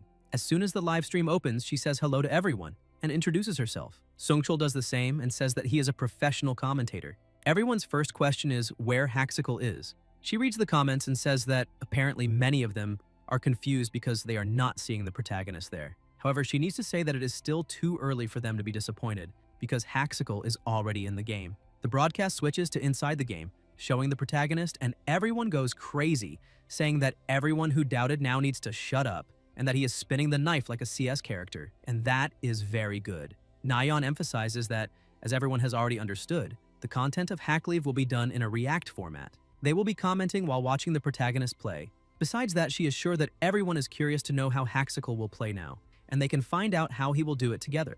She sends a message to Woo-hyun saying that he can start now. The protagonist thinks that apparently it is time and sends the signal. The radio says that the Interdimensional Management Agency has received that message. The main mission is to rescue the survivors so they can safely escape the forest and regroup. To enter the Interdimensional Management Agency, he needs to get past the guards who are looking for the escaped test subjects and reach the agency, which is located outside the forest. Woo-hyun thinks that it is exactly like last time. In that world, he only focused on escaping, but now things will be different. He takes the deepest breath he can and shouts very loudly, saying that he is right there. The nearby guards hear that noise and begin organizing themselves, saying that they need to attack from all sides. The guards approach and quickly charge forward. The protagonist's thirst for revenge surfaces again, and he activates his awakened ability, saying that he needs to kill everyone present. The souls appear again, waiting for their meal, saying that they need revenge. The armed guards begin shooting, but the protagonist dodges every bullet and uses his scythe to strike one of the weapons, causing a huge explosion. He keeps advancing, and the guards say that he is an idiot because he is heading straight to his death. But with his scythe and chains, the protagonist easily dominates them, throwing them to the ground and finishing them off as if they were nothing but cockroaches. Woo-hyun continues acting purely on his hunter's instinct. Nayeon is impressed, saying that this is not the game she knows. Sungchul emphasizes that he has never seen anyone play like that in his entire career as a professional commentator for that game, because the protagonist does not have a strategy. He simply gathers all the enemies and eliminates them. The audience keeps praising him, saying that Haxical does not need a strategy and that it takes too long to look for enemies one by one, so he made all of them come straight to him, and that is just the basics. The viewer named My Beloved Cat donates 50,000. saying that the perfect being ability is completely broken because apparently it has no cooldown. Nayeon asks what Sungchul thinks of my beloved cat's comment. Sungchul emphasizes that at this moment he cannot say that the comment is wrong. Most abilities have a proper cooldown. Because of that, Haxikal's build may seem very powerful because of the way he uses his core ability without needing to worry about cooldowns. But perfect being only improves the user's physical attributes. It does not affect their sense of combat or their skill with weapons. Besides that, the protagonist has no buffs. To put it a little exaggeratedly, Haxikal would be able to fight that way in real life if he had the same physical ability that he has inside the game. In other words, only Haxikal can show the true potential of perfect being. The protagonist keeps eliminating people and new guards appear, telling everyone to surround him. However, these new guards were not there to attack him. A man introduces himself, saying that he is from the Interdimensional Management Agency, and asks the protagonist to drop his weapon and surrender. He is Kimchul.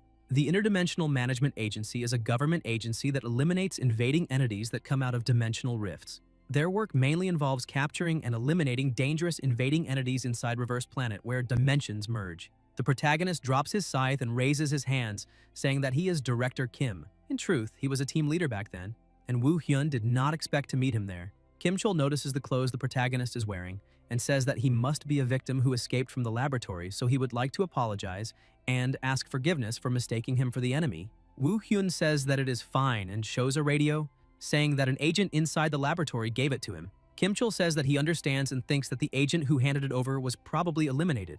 Woo Hyun thinks that Kim Chul is still sentimental, just like he used to be in the other world. Kim Chul says that, in that case, the protagonist needs to stay at the Interdimensional Management Agency until they confirm his identity, because there are cases of laboratory employees pretending to be test subjects. Woo Hyun says that as far as he is concerned, that is fine. Kim Chul thanks him for his cooperation and says that he will guide him to the base. The system announces that the main mission is complete and he managed to level up, gaining 1 skill point. A short time later, at the headquarters of the Interdimensional Management Agency, the protagonist was inside the counseling room. He had never been there before. In the other world, he raised money for his revenge by accepting missions from a corporation after escaping from the laboratory. He accepted any kind of request, assassination, kidnapping, but the biggest one was monster subjugation. The corporation asked him to eliminate monsters from the reverse world in exchange for payments and kept the spoils of battle. Whenever the corporation considered the spoils useless, the cleanup work ended up falling to him. Doing that caused him to have frequent contact with the agency. There were times when they cooperated in subjugation operations, but there were also times when conflicts arose and they ended up pointing their swords at each other. Suddenly, a woman enters the room and greets the protagonist, saying that her name is Lee Yujin and that she is an agent from Team 1 of the agency. The commentators say that this woman is in the top 10 most beautiful women in video games. Yujin takes a chair and talks to the protagonist, saying that it must have been very difficult for him to make it there, and that now he has 2 choices. The first is to live as a normal person under the agency's protection. If he chooses this option, he will be forbidden from using his ability. The second is to become an agent of the agency. If he chooses the latter option, obviously he will not start acting as an official agent right away. He will go through training, and as soon as they decide that he is ready, he will be sent on missions. Woo Hyun thinks that he was responsible for eliminating one of the agents of that agency in his other world, but now they are asking him to become allies. Yujin asks what he will choose. The commentators say that he cannot even dream of stopping now. Woo Hyun thinks that if he chooses to become a citizen, he will end up having to accept corporate contracts just like before, and he does not want to walk the same path again. He was also curious about the agency's internal affairs. Because of that, he says that he chooses to become one of the agents of that place. Yujin becomes happy, saying that he made the right decision and that adding him to the team will be a great help. Lately, the corporations have been recruiting the Awakened, so they are short on agents at the moment. She emphasizes that she is not saying this just because she is an agent. However, she has heard that many people regretted signing contracts with corporations. Since they are still in the early stages of Awakened training, they lack specialized personnel. They do not even take responsibility for accidents that happen during training. In contrast, the agency is an organization with a long history. Besides that, they possess great knowledge in training the Awakened and subjugating the reverse world. Obviously, the corporations offer better benefits, but their missions have a high chance of being far more dangerous. The protagonist thinks that, in the other world, there were many Awakened who lost their lives during those corporate missions. They even refused to pay for some missions. In the end, he had to use force to make them hand over the money one way or another. Because of that incident, they found out that he was an unregistered Awakened, and he ended up being pursued by the agency for a while. It was around that time that he met Director Kim Chul. Yujin says that now she will request his Awakened registration from the intelligence team and that this phone is used for work. Woo Hyun asks where he should start. She emphasizes that, as she said before, he will receive training and be promoted as soon as they have confirmed the ability he possesses. That will also be when his team is decided. She emphasizes that she really hopes he is sent to Team 1, which is the team she is on.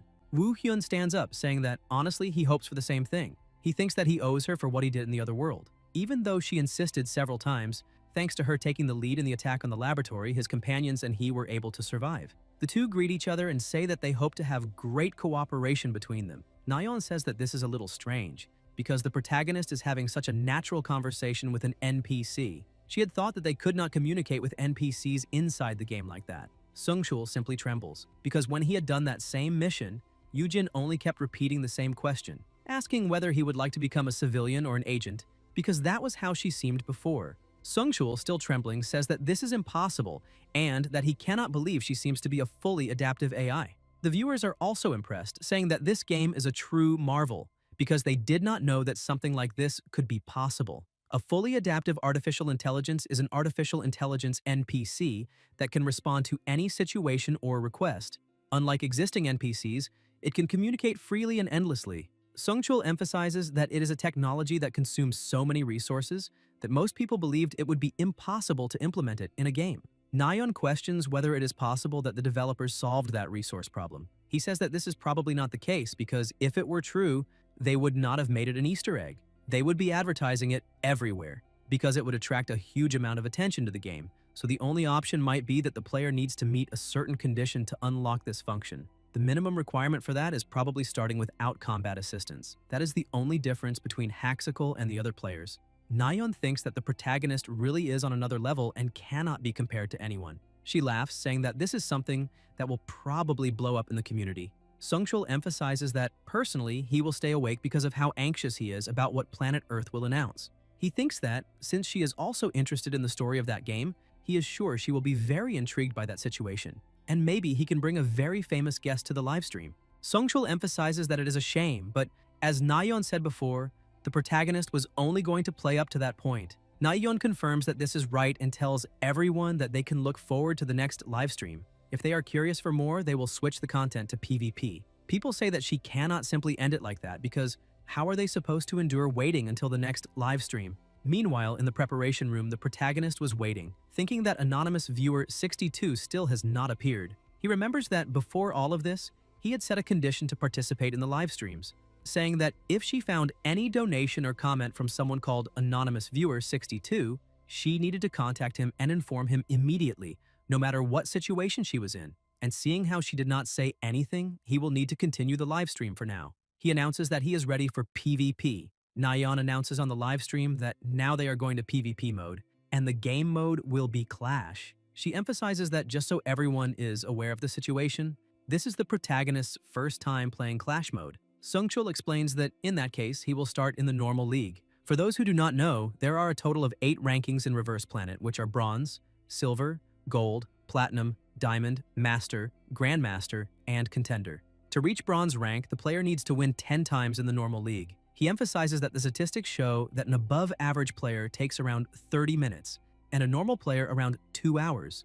One of the viewers says that apparently they are well below average, and apparently that game is full of smurfs, so they need to get lucky in their matches. Suddenly, a mission is sent saying that if he manages to reach Bronze rank in 30 minutes, they will receive 500,000. She is impressed and sends a message to the protagonist, saying that they hit the jackpot because a mission appeared, and this is the first mission. She asks if he can win 10 games in less than 30 minutes.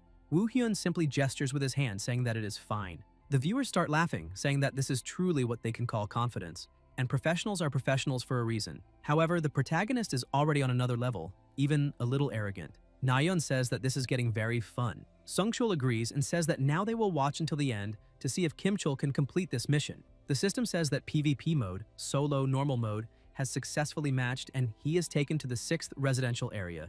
Another player appears and the system says that there are 10 seconds left before the round begins. Sungchul is surprised, saying that the protagonist is using a weapon he has never seen before. Woo Hyun holds his 2 swords, and his opponent thinks that this is a melee build, and if the protagonist cannot get within range, this will be even easier. But that was when they realized just how much they were underestimating Haxical. The system announces that the first round has begun, and the protagonist's opponent charges at him, but in less than a second, the man is cut in half. The protagonist simply eliminates him before he can even say a sentence. The system says that the end of the match has been concluded. The winner is the protagonist, and he already has one victory. As soon as the next match begins, the opponent becomes completely desperate, saying that he is probably another Smurf, and immediately surrenders. The system announces that the opponent has surrendered, and the winner is once again the protagonist. He moves on to another round. The man tries to attack him, but is also easily defeated. The story repeated itself countless times. In this way, the amount of time the protagonist took to get 10 consecutive victories was only 20 minutes.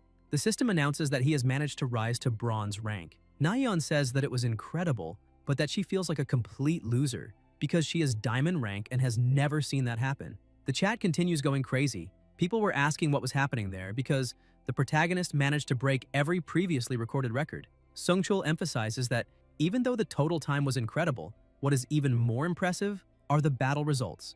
Normally, people end up having problems when they need to face counter builds or risky builds, but Haxical did not care what his opponent was using during his matches. He constantly showed perfect performance, which means that this was complete annihilation. None of his opponents could even breathe.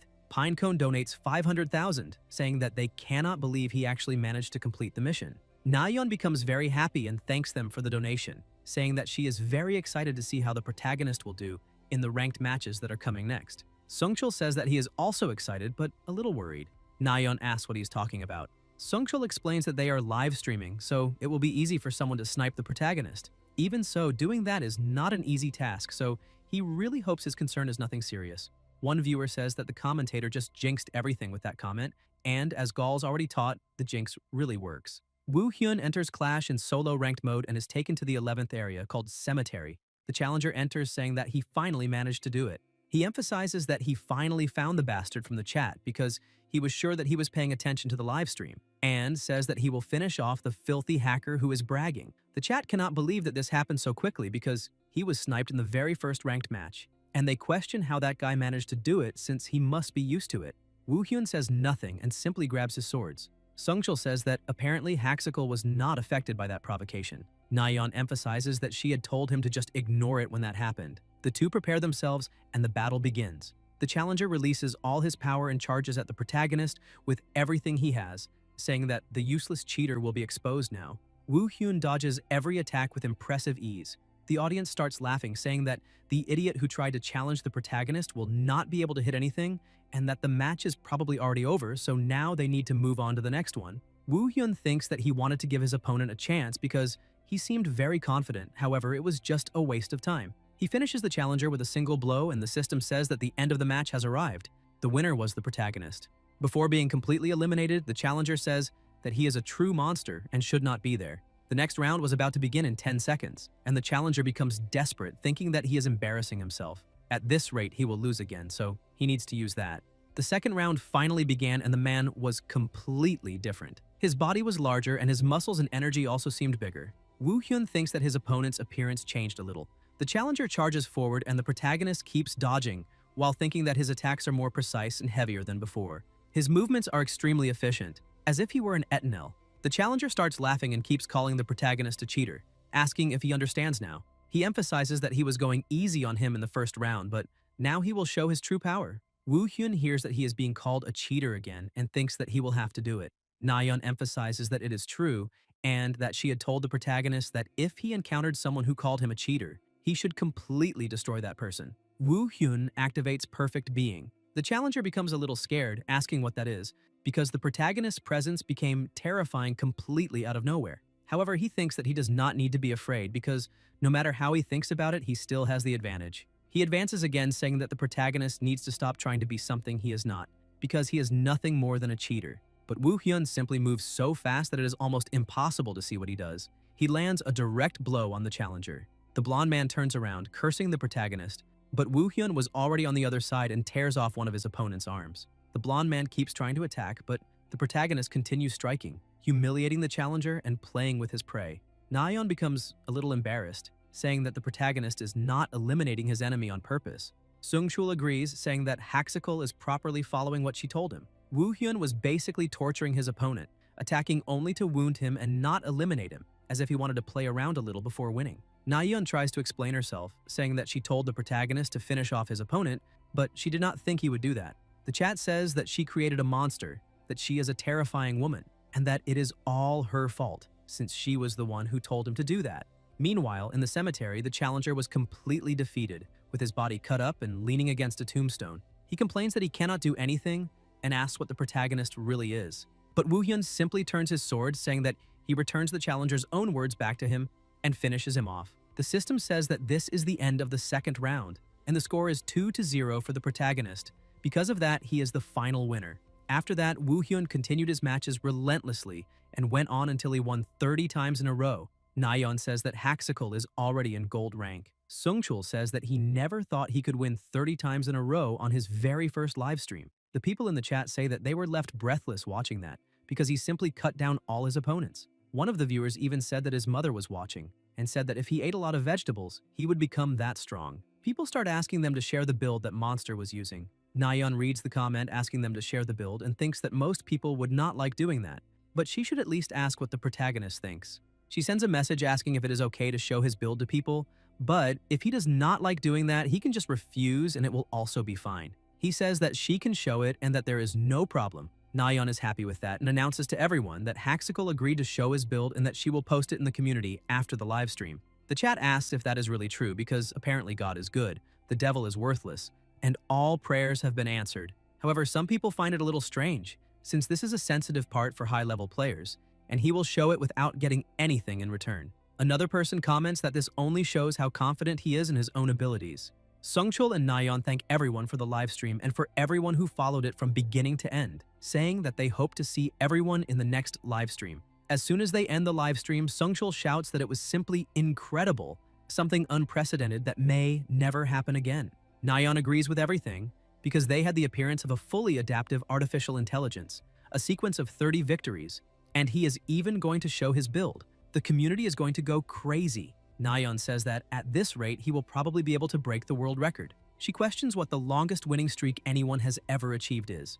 Sungchul says that currently the longest winning streak in Clash mode is 76, and the person who holds it is Gladiator. He achieved that streak while playing on his Smurf account. Nayeon remains confident, saying that she really hopes Woo-hyun can break that record because they are talking about Haxical, so she is sure he will be able to do it. Sungchul says that he agrees, and emphasizes that Gladiator is famous for his competitiveness, so he must already be keeping an eye on the protagonist by now. The game's community was going crazy, saying that the Easter egg from the best developers in the world had been revealed in that livestream. The reaction of foreign developers was absolutely hilarious, not to mention that the most popular search on the search site was recording the match in real time, and a sniper had been completely humiliated. Another person says that in the first round, the sniper was completely humiliated, but in the second round, he was acting completely differently, as if someone else were playing for him. Because of that, he decided to report the account and received the report result, saying that the reported player was penalized because he was using an unauthorized program and was permanently banned according to the rules. The man who was researching all of that sees a comment saying, "I don't think even Gladiator has a chance against him." The man who was researching was Gladiator himself, and he becomes a little bothered, saying that this guy is very funny. A few days later, the second live stream was starting. Woo-hyun, while walking through the forest, thinks that anonymous viewer 62 did not appear in the last live stream, which makes him wonder if it is possible that he needs to do something. Yoojin appears and calls out to him. As soon as the chat sees her, they say that she is the fully adaptive artificial intelligence, and because of that, she is a blessing, a gift from the gods. She tells the protagonist that this is his first practical mission and asks if he is a little nervous, but he says that he is doing very well. As soon as he entered the game, he received a new mission. His first practical mission was received, and he needs to change into his battle clothes and go to the meeting location. He thinks that the first practical mission of a recruit is good because it lets him skip the training part since this is just a game. Woo-hyun asks what the mission is about. Yoojin explains that the mission is to eliminate invading entities and close the rift because they received a report of a possible rift break there. That is another place that the corporate league discarded, but they do not talk much about it with them since sometimes they give a little help. However, the moment they realize they will not gain much from something, they simply discard it. The protagonist thinks that the corporations there are not very different from the ones in the other world. Anyway, those are insect-type invading entities. With their small size, an invasive number of insect-type creatures, and a relatively low danger level, they are between F and E. They are weak, but they are still irritating because of their numbers. Sergeant Yi-hun introduces himself and asks if she is the awakened one from the agency. Yujin says yes and thanks the sergeant for his hard work showing her identification. As soon as they enter the place, she emphasizes that this is insane because it is the first time she has seen a portal appear inside an abandoned factory. Woo-hyun was wondering why that place seemed so familiar to him, but the truth is that he had already seen that place in the other world. He remembers it being medium-sized, not small, which makes him question whether there was some kind of mistake. Yujin asks if he is ready for them to enter, but before they enter, someone appears, asking what brings Miss Yujin to a low-scale subjugation. His name is Choi Hyungchul, an awakened affiliated with Gyumshin Electronics. Yujin asks why he is there. Hyungchul says that he is just as surprised as she is, because he did not expect his mission area to coincide with hers. Yujin asks if he really has a mission there, after they discarded and gave up on that place, and questions if they are plotting something. Hyungchul says that this is very mean and asks who the new guy with her is. Hyungchul approaches the protagonist, telling him not to waste time with that agency and to join his great corporation. Yujin becomes irritated by that situation and asks him not to cross the line. Hyungchul continues acting mockingly and tells her to relax a little, because he will let her deal with that reverse world. He says goodbye to the two of them, saying that he is leaving. The protagonist asks who that guy is, and she says that he was the first recruit she had to work with. Ever since he left the agency after being recruited by the corporate league, he has been spreading rumors about the agency. Yujin asks if Woo-hyun wants a tasty and sweet candy. Sungchul is surprised and asks if this is the first time their relationship has been shown in so much detail. Nayeon, also surprised, says that she has never seen anything like this, because originally it was only said that something bad happened between them. Sungchul emphasizes that maybe they can see a deeper story thanks to the fully adaptive artificial intelligence. The viewers also become excited, saying that they hope there is a hidden story and that if they are talking about the company Planet Earth, then there is definitely something hidden behind all of this. Yujin says that it is time to stop the nonsense and enter that portal already. Outside, Youngchul and his group were just waiting, saying that apparently they have just entered and now it is time to work. 20 minutes later, inside the reverse world, the protagonist was a little dirty and looks at Yujin, who was all cut up on the ground, along with the candies she had offered before. A little earlier, they had just entered the portal, and she explains that this is how they go to the reverse world. They just need to enter through the rift. The protagonist says that he understands and thinks that it is exactly like in the other world. Suddenly, everything begins to shake, and he thinks that it might be a phenomenon. Yujin begins being pulled by a portal and tells the protagonist to be very careful. They are taken to another place, and Woo-hyun sees that it is a forest and that he was separated from Yujin. The passage often collapses because of external force, but first he needs to deal with a few things in his way. After that, he will look for her somewhere else. She was doing the same, using echoing thunder to eliminate all the monsters around her. However, she was already getting exhausted because the monsters would not stop appearing. Besides that, the size of that forest looked more like a medium-scale reverse world than a low-scale one. Something was definitely wrong, but she hoped the protagonist was okay. At that moment, Youngchul suddenly appears and attacks her from behind. She manages to dodge the fatal attack, but even so, she is hit. Yujin asks why he is doing that, and he emphasizes that it can be called a secret mission. He asks her not to hold a grudge because he is only following orders. His accomplices also begin approaching, and she says that this is just nonsense. She thinks that the wound she just suffered is very deep and that she needs to get out of there immediately. She tries to attack using Guardian Stone to buy time. She manages to escape, but Youngchul orders everyone to go after her immediately. While running, she tries to launch a surprise attack. Because of that, she gains a little more advantage. Youngchul shouts for them to block the attacks and asks what they are doing. She notices a hole right beside her and hides inside it.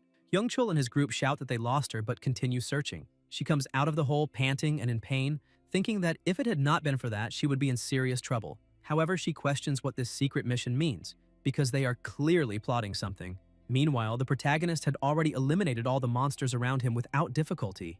Woo-hyun looks at the footprints on the ground and thinks that he definitely felt Yujin's presence there, so something must have happened. He hears a scream and realizes that it is her voice, so he shoots like lightning toward the sound. As soon as he gets close, he sees a centipede trying to attack her. The chat says that she is in danger, but they do not know why she is losing to an insect. But what left everyone even more intrigued was how the protagonist knew she was there. Seeing that she was in danger, he attacks without thinking twice and finishes the monster with a single blow. He goes back and catches her in his arms before she falls to the ground. Woo-hyun places her against a tree and asks if she is okay. However, he realizes that her wound is very deep and that there is no way someone as strong as her would lose to a simple insect. Her wound was caused by some ability. Given the situation, the person who must have done this is... He asks if Hyungchul did that to her. Yujin says yes and emphasizes that apparently he entered right after the phenomenon. Nayeon asks if there is not something wrong because normally Hyungchul would wait to set up an ambush. The chat agrees, saying that he ambushed them while they were talking about the corporation, and that happened way too early, which means that something different is happening. Nayeon asks Sungchul if this is because of the adaptive artificial intelligence. He explains that this is the only conclusion he has managed to reach, a possible hidden story, and this is getting more and more interesting, so they just need to watch for now. Yujin, embarrassed and breathing heavily, explains that she managed to shake them off, but they can appear at any moment. Besides that, if she uses her abilities, she will probably reveal their location. She asks the protagonist to leave that place so he can stay safe. Woo Hyun says that before anything else, he needs to give her first aid, so she just needs to stay hidden, because he will take care of that useless bunch himself. Yujin tells him not to do it and emphasizes that Hyungchul is an experienced awakened one, and the protagonist cannot defeat him alone. But Woo Hyun asks her not to worry because he will be fine since he has a plan. Meanwhile, near a stream, Hyungchul, together with his group, asks where that girl hid. He emphasizes that she is injured and could not have gone very far and tells them to search around that creek while he goes down and takes another direction. However, he senses a presence right behind him and tries to attack. Hyungchul is surprised, saying that he is the recruit Yujin is taking care of. The protagonist explains that the passage suddenly collapsed, that he was separated from her, and asks if he knows what happened. The chat says that his acting is perfect and even looks like that of his friends. Hyungchul touches the protagonist's shoulder, saying that apparently he does not know anything and that he will explain, but he tries to attack him, saying that they will meet again if he sleeps for a little while. But the protagonist was already ready for that and hits Hyungchul with an attack to the chest. Hyungchul begins trembling, cursing the protagonist. The chat says that idiot really fell for it. His companions approach and ask what happened, and the protagonist takes advantage of that to try to move away. One of them says that he will provide first aid and the other needs to go after that guy immediately. While the companion was chasing the protagonist, Woo Hyun observed every movement of his prey. The man says that the protagonist probably could not have gone very far, but Woo Hyun appears behind him and does what he does best. The last man, who was trying to save his boss, asked him to pull himself together because he had stopped the bleeding, so he only needed treatment after they got out of there. But Woo Hyun was already back to continue playing with his prey. He attacks, the man notices it and dodges, but the attack hits Hyungchul again. The last man, in despair, tells the protagonist to show himself, and he really does appear. The man takes off his helmet and asks where the other guy who went after the protagonist is. Woo Hyun simply grabs the sword, and the last man sees that the sword in Woo Hyun's hands belongs to his companion. He becomes completely furious and uses his abilities, saying that he will put an end to this immediately, attacking with the Stone Blade's ability. But the protagonist simply dodges all of them and keeps advancing. The man says that it is not over yet and tries to use Landslide to stop his advance. Woo Hyun changes his trajectory, heads toward a tree, and breaks it with a kick, making it fall onto another tree to support himself and dodge the attack. The helmeted soldier says that the protagonist is a damned monster and uses Earthhorn. Woo Hyun manages to dodge the first attacks but ends up getting injured, and that makes him even angrier. He switches from defense to offense. The man is frightened, telling him to stay away, but it is too late. Never touch a monster's woman, otherwise that will be your last action. The three were eliminated just as expected. The viewers say that it truly was unbelievable, making them lose their breath. Nayeon no longer knows what to say and emphasizes that the protagonist just defeated 3 hounds with only 1 core ability. Sungchul was also so impressed that he almost had an orgasm. Woo Hyun looks at the wound on his arm and thinks that he defeated 2 of them in an ambush and was still injured, which means that this was to be expected because he is still very weak compared to his self from the other world. Because of that, it is time to take a look. He takes Hyungchul's phone and sees that the message said Yujin and the rookie would be dispatched to the reverse world. He needed to try to capture them alive, but if things got out of control, he could eliminate them. Woo Hyun thinks that he could not find much else on the body.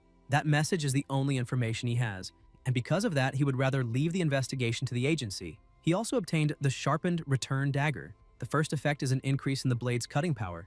The second effect is that when thrown, it returns to the hand that threw it whenever the user wants. And this effect only applies in PvE game mode. He also obtained the winner's bracelet, which has the first effect of increasing the user's ability power, and the second effect is reducing the ability cooldown, also only taking effect in PvE mode. The Hermit's necklace has the effect of shadow storage, and he can place items in storage whenever he wants, also only usable in PvE mode. He thinks that he can check the effects of items instantly, and that is very good. After all, in that world, he had to discover the effects through trial and error, but now that he has resolved what he needed to, he needs to hurry, since he has to clear that reverse world before Yujin's wounds get even worse. Speaking of her, she was in front of an incredibly large and terrifying monster. That is the boss entity, the Emperor Scorpion. She says that she has terrible luck because she encountered that monster right now while injured. However, maybe she could even consider it luck because that monster could have appeared in front of the recruit instead of her. The Emperor Scorpion prepares to attack her. and she also advances, thinking that she needs to deal with it. But before she can do anything, the monster falls dead in front of her. The protagonist, who was on top of the monster, asks if she is okay. Yujin is shocked to see the recruit alive, well, and killing the boss. The chat also says that she is incredibly strong because she was fighting a boss entity in those conditions. However, what was even more impressive is that the protagonist eliminated 3 hounds, saved her, managed to eliminate normal and elite entities, and returned in time to eliminate the boss. The sky begins to crack and the protagonist thinks that the reverse world is closing. Yujin asks if he really managed to defeat the hounds alone. Woo Hyun simply ignores her question and says that they need to get out of there, asking her to climb onto his back. Nayeon asks if the reverse world is closing before they can leave because they cleared the world after the passage failed. Sungchul says yes, and because of that, they need to escape before they end up being dragged into the total collapse. Woo Hyun was carrying Yujin out while she apologized for putting him in a situation like that. But Woo Hyun simply asks her to stay strong and hold on to him. He starts running toward the portal, and as soon as he crosses it, the system says that the invasion has been completed and that he has managed to increase his level, gaining 1 more skill point. A short time later at the agency headquarters, Kimchul asks if it is true that Yujin was injured because she was ambushed by another awakened one. Woo Hyun says yes, and Kimchul says that the corporations have crossed every line, questioning what happened to them. Woo Hyun says that he killed them all. Kimchul is surprised and asks if he really did that alone. Woo Hyun simply stays silent, and Kimchul remembers that when he found the protagonist, he had eliminated all the guards by himself. Kimchul asks if he managed to find any evidence. Woo Hyun places the phone on the table, saying that it belongs to one of them. There are signs that he was instructed through messages, but the protagonist says that he could not check the rest because it is locked with a security code. Kimchul says that this is great and emphasizes that the investigation will go more smoothly thanks to this. He asks the protagonist to leave the rest to them and rest for a bit. Woo Hyun stands up and says that he is leaving, but Kimchul notices something and asks him to wait a little. Kimchul says that he is only saying this because he is actually a little worried, but there will be another chance later. Woo Hyun just stares at him without saying anything, with a fixed and serious gaze. Kimchul asks him to calm down until then and asks if the protagonist understands what he is saying. Woo Hyun simply lowers his gaze and says yes. The system says that the primary practical mission has been completed, and his level has increased again. He gained 1 more skill point and needs to choose his second core ability. Nayeon takes a deep breath, saying that Woo Hyun finally managed to complete his first mission. Sungchul emphasizes that it was far more incredible than he expected. Nayeon says that she is sure the viewers are also satisfied, judging by their reactions. But suddenly she notices something and becomes surprised. Anonymous viewer 62 donated 3 million and says that the protagonist passed the first test and here is the special mission. Nayeon tells the protagonist that anonymous viewer 62 sent a donation of 3 million and a message. Woo Hyun is surprised, thinking that it finally happened. Nayeon sends the protagonist a photo of the message and he starts wondering what a special mission is. But suddenly, he remembers that the same guy said something similar last time. The first few times he appeared, he had greeted the protagonist, saying it was good to see him again, asking how it felt to return to his true world because he had a special mission for the protagonist and from then on, he would start watching the streams. Woo Hyun thinks that means he will tell him as soon as the stream ends. He thanks Nayeon, saying they need to continue the stream soon. Sungchul asks if something happened, but she says no and apologizes. Nayeon finds everything a little strange, wondering if he cannot see that donation window. However, that actually makes some sense since it is a private donation. She thinks she should focus on the stream for now until she knows what is really going on. She smiles and shouts, saying that apparently everyone is excited like last time, and says it is time to move on to PvP mode. She points out that the protagonist became quite famous for winning all those matches in a row. Sungchul agrees and asks what PvP mode they will play this time. Nayeon says that the current mode is War, a 5-on-5 team mode, and the first team to achieve 2 consecutive victories wins the match. The viewers get a little upset, saying that this is really boring and that they were expecting combat mode, questioning whether they were afraid of losing the winning streak. Nayeon thinks she already expected this kind of reaction, but the viewers will change their minds once they see what she has planned. She smiles at the camera and says it is time to begin. A little while later, the system says that the War PvP mode has been found. The players enter and get excited. Sungchul explains that the first game is Convoy. The attacking team needs to take the cargo to the destination, and the defending team needs to stop them. Nayeon points out that this is the protagonist's first team game, so she cannot imagine how he will do. The game announces that the first round will begin now. The truck starts moving, 2 people go on top, 2 in front, and the protagonist goes behind, but he stops walking, and Sungchul finds that a little strange. Woo Hyun had already activated the Be Perfect skill. Nayeon asks if it is possible that Woo Hyun is thinking of playing as a lurker. Sungchul says that normally people prefer to stay close to the cargo. However, what he is doing is not a bad choice.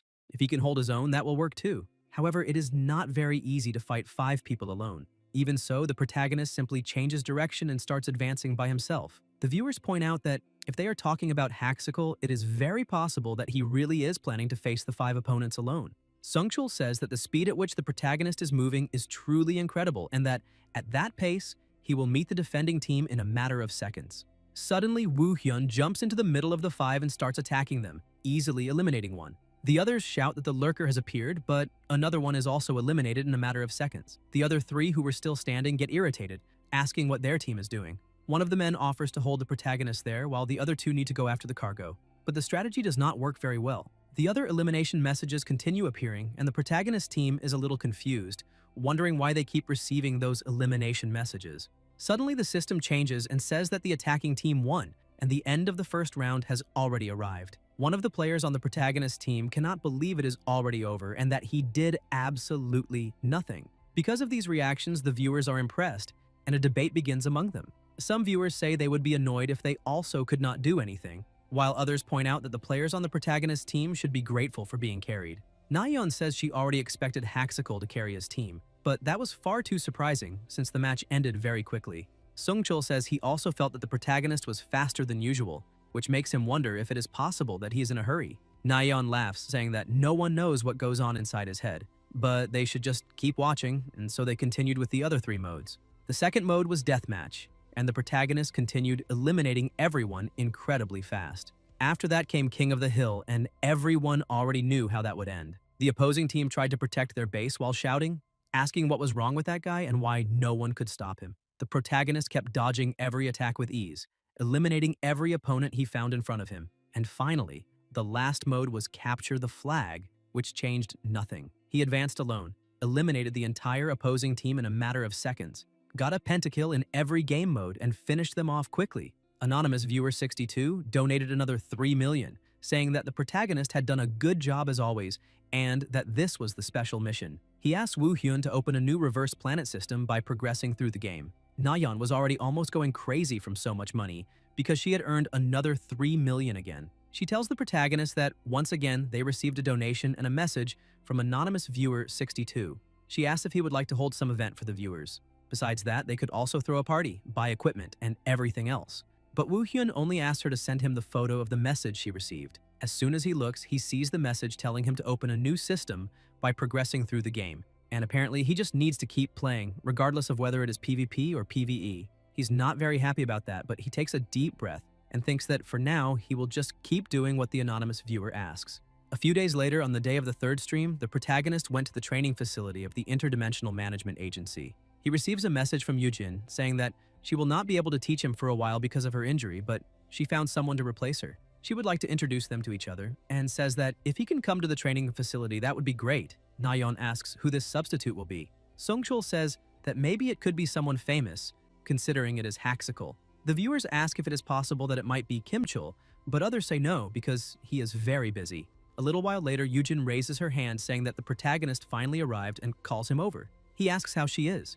Yujin says she's doing great thanks to him, but she still cannot teach him. She looks to the side and says that the substitute has arrived. A woman introduces herself, saying that her name is Kim Hana. The audience goes wild when they see that first it was Yujin and now Hana, and this makes them extremely envious. The protagonist says it is a pleasure to meet her and introduces himself by saying his name. He thinks that when it comes to skill, she is second only to Kimchul. She is basically the second strongest person in the Interdimensional Management Agency. Things became quite dangerous when they met as enemies in the other world. Yujin says that now that the two of them have already been introduced, she needs to leave because she came there without anyone knowing. Hana gets a little bothered because she had said she had permission to be there. Yujin runs away and tells Hana to trust her to train the protagonist. Hana shouts for her to wait, but Yujin simply ignores her and keeps running, leaving the two of them alone. Hana gets a little embarrassed and starts making conversation with the protagonist, saying that she heard he uses a sword and asks if it is long or short. The protagonist says both. She is surprised, thinks that she would like to see his skill level, and asks if he would be willing to duel her. Sungchul and Nayeon are surprised by this. Sungchul says that he is a little confused by the way things are progressing. Nayeon asks if dueling is not normal among swordsmen. Sungchul says yes, however, not all players use swords, and this only happened because Haxical is the protagonist, Nayeon cannot believe what she just heard. The chat is also surprised because what Sungchul just said makes sense, since most players are skill users, and that adaptive artificial intelligence is truly insane. Nayeon points out that she thought the artificial intelligence would have limits, even though it was fully adaptive. But this is completely different compared to the stories of other players in that game. There is a possibility of progressing with a completely different story depending on the player's actions, just like in real life. Hana says that they will use only swords in that duel, but the protagonist, who already had his skill active, says that may not be possible because his skill is body enhancement and is active all the time, including right now. Hana says that if that is the case, then she will try to control her own abilities herself, and with a smile on her face says it is time to begin. She quickly advances to attack the protagonist, but Woo Hyun manages to dodge the attack and counterattacks, making their two swords collide. The two continue advancing against each other, causing huge explosions every time their swords touch. Sungchul points out that Hana is not someone who can be underestimated because she is very strong. Nayeon says that the build she is using is the Wind God's build. Sungchul explains that technically, yes, the Wind God build was inspired by Hana. Even though Haxical is also incredible, he is not falling behind Hana in speed. She continues attacking several times with impressive speed, but Woo Hyun manages to defend against every attack.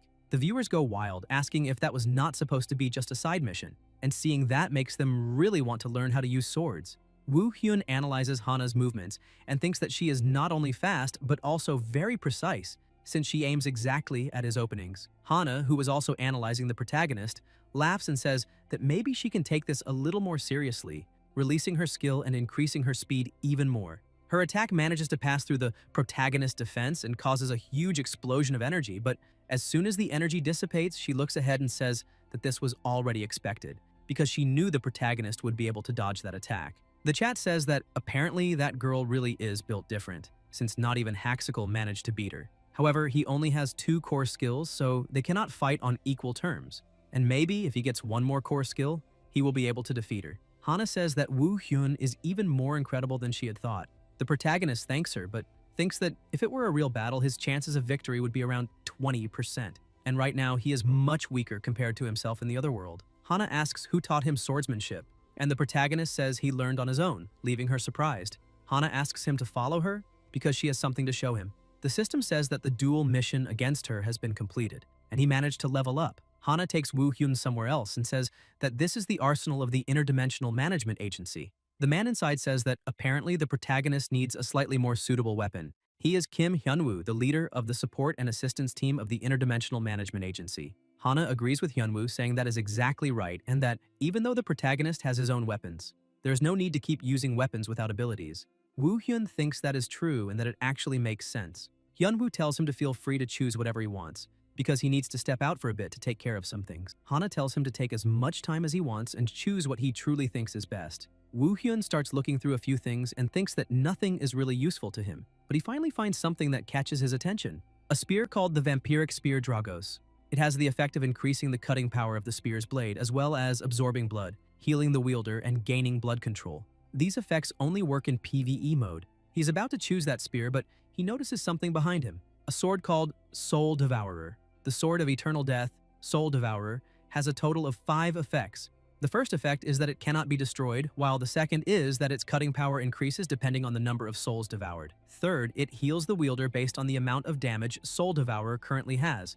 The fourth and fifth effects are highly sealed for now. The protagonist gets a little confused, saying that this weapon should be in the black market, and questions why it is there. It probably belonged to the agency, and somehow someone managed to steal it, causing it to end up in the black market. He really did not think he would find his favorite weapon in that place. Hana asks if he's really going to choose that sword, and the protagonist says yes because that is his weapon. Hana finds the choice of a longsword quite interesting and says she will request the ownership transfer immediately. But while Woo Hyun was analyzing the weapon, Nayeon notices something strange and asks what is going on, because normally the person gets 2 weapon options. The chat also cannot believe it, asking if that makes any sense because he got 5 options right at the beginning, and normally people receive things randomly, but the protagonist only got the best ones. Jenga Chocolate donated 1,000, saying that the sword will probably last until the end of the game if he unlocks all the options. Sungchul points out that this is not the first time the protagonist has obtained a weapon inappropriate for that part of the game. The Hermit's Necklace, which he obtained in the last stream, only appears in the middle of the game. The viewers say that now that they have stopped to think about it, that actually makes sense, because no one had cared about it due to the hidden story that was being shown. The protagonist had encountered the hunting dogs in his first mission, so no one cared about that. Sungchul points out that most of them probably already know this, but Reverse Planet gives rewards strictly based on risk. The greater the challenge, the greater the reward. Nayeon says that the protagonist was able to obtain the necklace because he defeated the hunting dogs in the first mission. Sungchul says she is correct. Haxical did all of that flawlessly, from escaping the laboratory to the duel with Hana. Nayeon asks if Soul Devourer is the reward he received for doing all of that because if that is really true, it makes perfect sense. Sungchul points out that this is just a theory, but for now, they just need to watch and see how things will continue to evolve. Hana says that the sword has already been transferred, and the protagonist stores it away, thanking her for everything she did. Hana says that now he has a new weapon, so they can go to the inverted world. The protagonist agrees, and they go to the top of the mountain to enter a rift. Hana points out that she never imagined there would be a rift right at the top of that mountain, and that the entire climb was already enough to warm her up for the fight. He remembers that one of the guards had said they only needed to climb a little to find the rift, but the truth is that they went all the way to the top. Hana explains that this is the place where beast-type invading entities in the form of wolves appear. The wolves are also small in size, and the beast-type entity and danger level are also low, ranging between rank F and rank E. She points out that the wolves have a strong territorial instinct, so they will surround that place very quickly. Woo Hyun thinks that beast-type invaders are a little more complicated to deal with than insect-type ones, but anything below rank B is basically nothing to him. Woo Hyun says that the wolves' territorial instinct will save them the trouble of having to hunt them down. Hana points out that she will interfere if things get too dangerous, but for now, she will only watch. Woo Hyun takes Soul Devourer from the shadow storage and says he understands. The beasts quickly start approaching, and the protagonist activates his skill. The wolves prepare to attack, and Woo Hyun thinks that the first strike needs to be with all his strength. With just one swing of his sword, he hits all the wolves, defeating them easily. The system announces that Soul Devourer's cutting power has increased. The viewers also liked it, and Nayeon points out that the protagonist made the giant sword look like a feather, with impressive movement dexterity. Cha_Sungchul1 donated 50,000, saying that mechanic is truly incredible. On the other hand, the protagonist, who is holding Soul Devourer, thinks that the feeling of it in his hand is different from other weapons. Hana was also impressed, asking if that was the Heavenly Moon Slash. As soon as the protagonist had defeated the first wolves, he notices something approaching. Sungchul is also surprised. Nayeon points out that elite entities are already appearing, and the pace is quite fast for the development of this situation. The elite beasts try to attack the protagonist, but he continues moving his swords incredibly well, eliminating every threat around him. Sungchul asks where the protagonist learned those martial arts. Besides that, his first strike reminded him of Hana's Heavenly Moon Slash.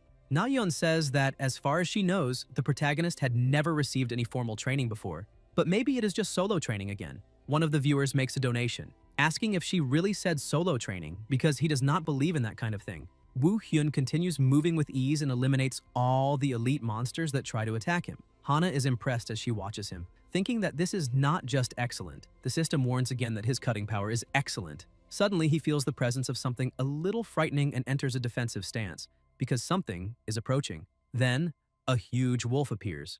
Sungchul shouts that a major boss entity has appeared, famous as a newbie slayer because of its speed and power. The boss attacks the protagonist. Nayeon says that Woo Hyun managed to block the attack, but he's being pushed back by the boss's monstrous strength. However, using only brute force, the protagonist manages to rip off one of the boss wolf's horns. He prepares to attack, thinking that this thing seems much stronger than just an elite entity. However, it is still nothing compared to his true strength, and with a single strike, he cuts the monster in half. The sword devours all the eliminated souls, and as expected, the power of the Soul Devourer is increasing. Hana approaches, saying that this was expected from the most anticipated trainee agent. She points out that honestly she was wondering whether she should intervene, because the boss entity was much stronger than the evaluated grade. Nayeon says that this was exactly her point as well, since they had said the difficulty of that rift was between F and, at most, E. However, the strength shown by the boss was comparable to a B-rank target. Sungchul says that the measurement criteria are certainly strange, and maybe it is not just the mission content,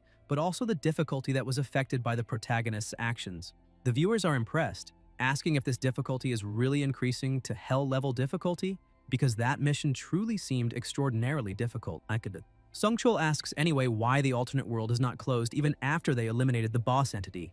Woo Hyun asks Hana if this is what he is thinking, and she says yes, because they are certainly experiencing an anomaly. She asks him to follow her because she is going to discover the cause of all this.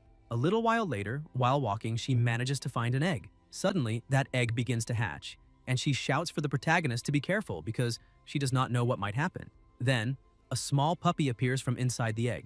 The puppy starts running around them, and the viewers ask if they are really seeing this correctly because they had never seen anything like it before. Hana points out that this is definitely an anomaly, because a creature from another world that is not hostile toward humans is basically impossible. The little puppy sniffs the protagonist's boot and gets happy, wagging its tail completely. Woo Hyun asks if he should eliminate that creature. Hana explains that normally creatures from another world must be eliminated immediately. However, that dog is very cute. Besides that, it is a special case, so it would be good to take it to the research laboratory for some tests. Woo Hyun carefully picks up the puppy, saying that he understands. As soon as he takes the puppy into his hands, the inverted world begins to collapse, and they need to hurry and get out of there. A little while later, inside headquarters, the examiner says this is the first time he has seen a case like that. But the research shows that the creature is not a life form from another world. Hana is confused because it was found inside an egg, inside a rift in the inverted world. The examiner says that maybe it could be a creature summoned by an ability. Hana remains confused, saying that neither of them has any ability related to summoned creatures. The researcher says that it is probably not because of the two of them, but because of the inverted world itself, so he needs to research it a little more. She asks if the agency will protect that dog from then on. The researcher says that about that, apparently, the imprint with its owner has already been completed. Besides that, by regulation, they cannot protect a creature that has already been imprinted. Hana was still lost in that whole situation. The system appears to the protagonist, saying that the Thunderwolf has already been registered as his subordinate. Suddenly, a red system screen appears with an emergency maintenance notice. Server maintenance for an update is scheduled to begin in 5 minutes. Users need to go to a safe place and rest. Nayeon is also surprised by this and asks what is happening inside the game because a sudden update that did not exist before has happened, and now emergency maintenance has been triggered. Sungchul comments that this is too much of a coincidence to be a real coincidence. Nayeon laughs, saying that maybe the protagonist was so good that he broke something, and now they are trying to fix it urgently. The viewers say they are getting more and more excited by those coincidences. The timing for this is truly incredible, especially in a fully adaptive system. Before ending the broadcast, Sungchul says that they will observe this situation later, but for now, they will have to end the broadcast for today.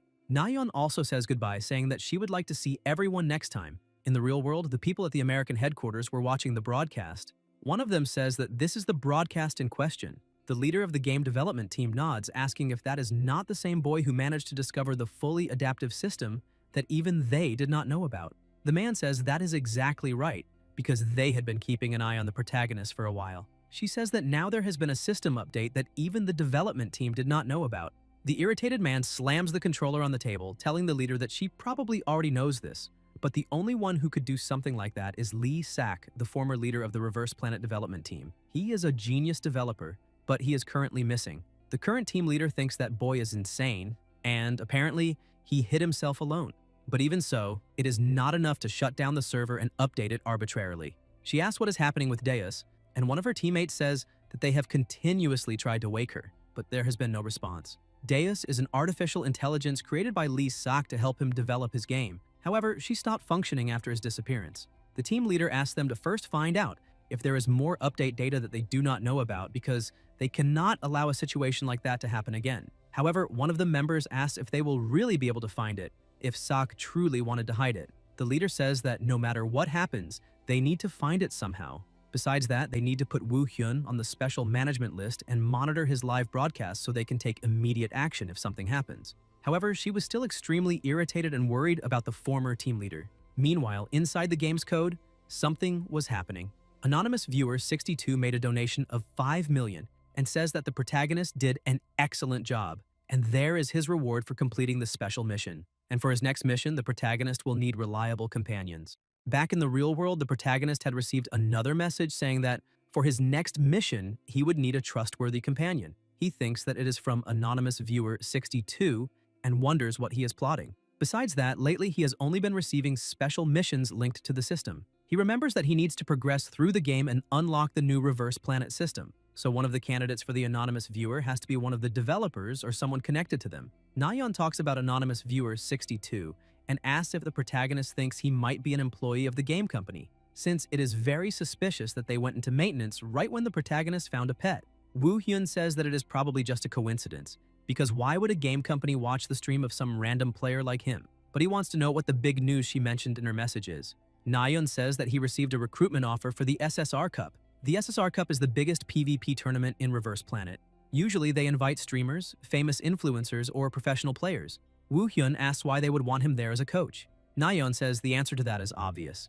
Because the protagonist is the center of attention right now, and there is something called an official support coach within that cup. They must have thought it would be better to invite someone of the protagonist's caliber as a coach instead of a player. She asks why he cannot participate and show his skills as a coach. Woo-hyun becomes a little thoughtful and asks if that means he would have to take on a disciple. She says yes, and if he wants to accept, she will prepare everything for him, because they can even hold a selection process for the protagonist to choose whoever he thinks is best. He remembers the message he received from the anonymous viewer, saying that for his next mission, he should have a trustworthy companion, so he decides to accept. Nayeon gets so excited that she stands up and starts shouting, asking if he is serious, because that is a good decision since it will also help with the streams. She starts eating, drinking, and working at the same time, saying that she will notify them before the protagonist changes his mind. A few days later on the professor's stream, Sungchul and Nayeon start the broadcast by greeting everyone. She points out that today they have an important announcement to make before starting the stream. She says that the protagonist will participate in the SSR Cup as a coach. The chat asks why he is going as a coach and not as a player. Others say it is to maintain balance because if the protagonist participated, it would basically be impossible to stop him. Sungchul asks if being good at the game is completely different from knowing how to train a player, because he is curious to see how the protagonist will handle it.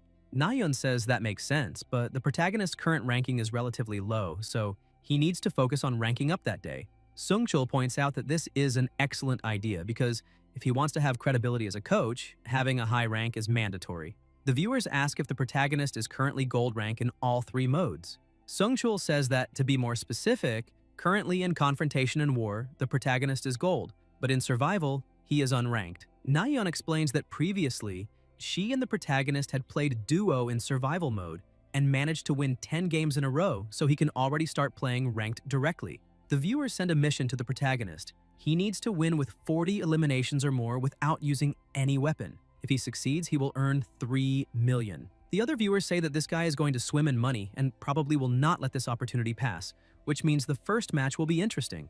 Nayeon sends a message saying that they just received a 1,000,000 level mission. If he gets 40 eliminations in Survival without a weapon, they will be able to complete the mission. She asks if he can do it and if he accepts the mission. The viewers point out that this was exactly what they were waiting for and that maybe, finally, he will fail a mission for the first time. But Woo-hyun accepts the mission without hesitation, driving Sungchul and Nayeon crazy.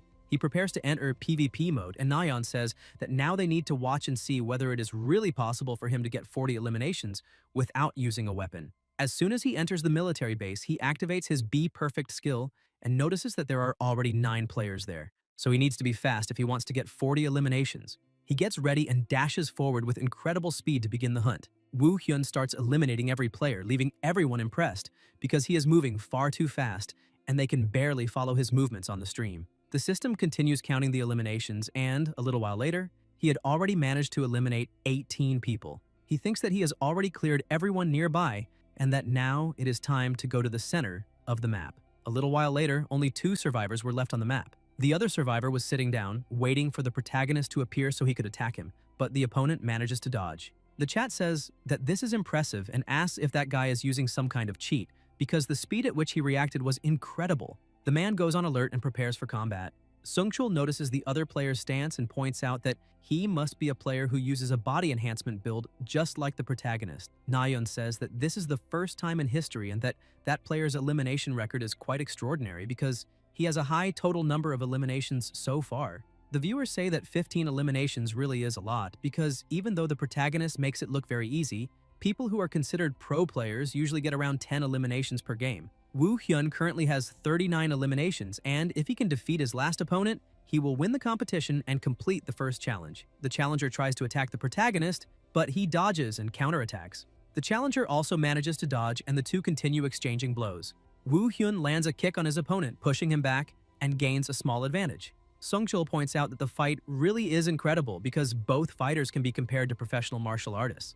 Nayeon asks who that guy with his face covered is. The chat says that the guy really is incredible because they have never seen anyone manage to stand toe-to-toe with the protagonist, and maybe he is a pro player hiding his true identity. Woo Hyun continues the fight and thinks that his opponent's movements are not bad, but it is time to end this. He dodges the punch, finds an opening, and lands a direct hit, sending the opponent flying far away. The challenger is basically defeated, struggling to breathe, saying that this was already expected. He will not be able to beat the protagonist with a build he is not used to. However, he says that it was very fun and hopes they can have a real fight next time. He accepts his defeat and starts leaving the match, but Woo Hyun starts thinking about what he just said, since he said there would be a next time. The system announces that the protagonist has eliminated Anonymous and the match is over. He managed to survive alone until the end, eliminating 40 opponents. Sungchul says that, in the end, Haxical really did get 40 eliminations, completing the mission. Nayeon, wanting her money, smiles and asks if the person who sent that mission is still on the stream by any chance. The viewer who proposed the mission honors the agreement and pays the 3 million.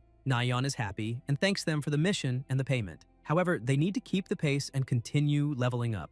In this way, Woo Hyun achieved a streak of 98 victories in that stream and reached master rank in every mode. Meanwhile, in the real world, 2 people were sitting in a room. The girl looks at her phone and sees the game community saying that the protagonist is looking for his disciple. He wants to show his coaching skills in the SSR Cup. The only requirement is that the disciple must be a streamer, and he will accept recommendations by email with consent. The girl is impressed and asks her brother if he saw the news about the protagonist testing people, and asks if they should try. She is Jung Aryum, a gaming streamer. Young Down, who is also a streamer, says that he has already signed up, and he is the older one. Aryum says that he was too fast and asks why he did not sign her up too, since he was already doing it. He apologizes, saying that she is right because he should take a little better care of his little sister. At the American Planet Earth headquarters inside Sophia's office, she sees a special note saying that the protagonist achieved the highest number of eliminations in history in survival mode. The viewer named D. Use donated a huge amount. 2 survivors reached the end, no external program was detected, and now the protagonist is issuing a test to find a disciple. Sophia is surprised by the name Dias. Guys, if you enjoyed the video, leave a like, comment, and subscribe to the channel so you don't miss new content. Thank you.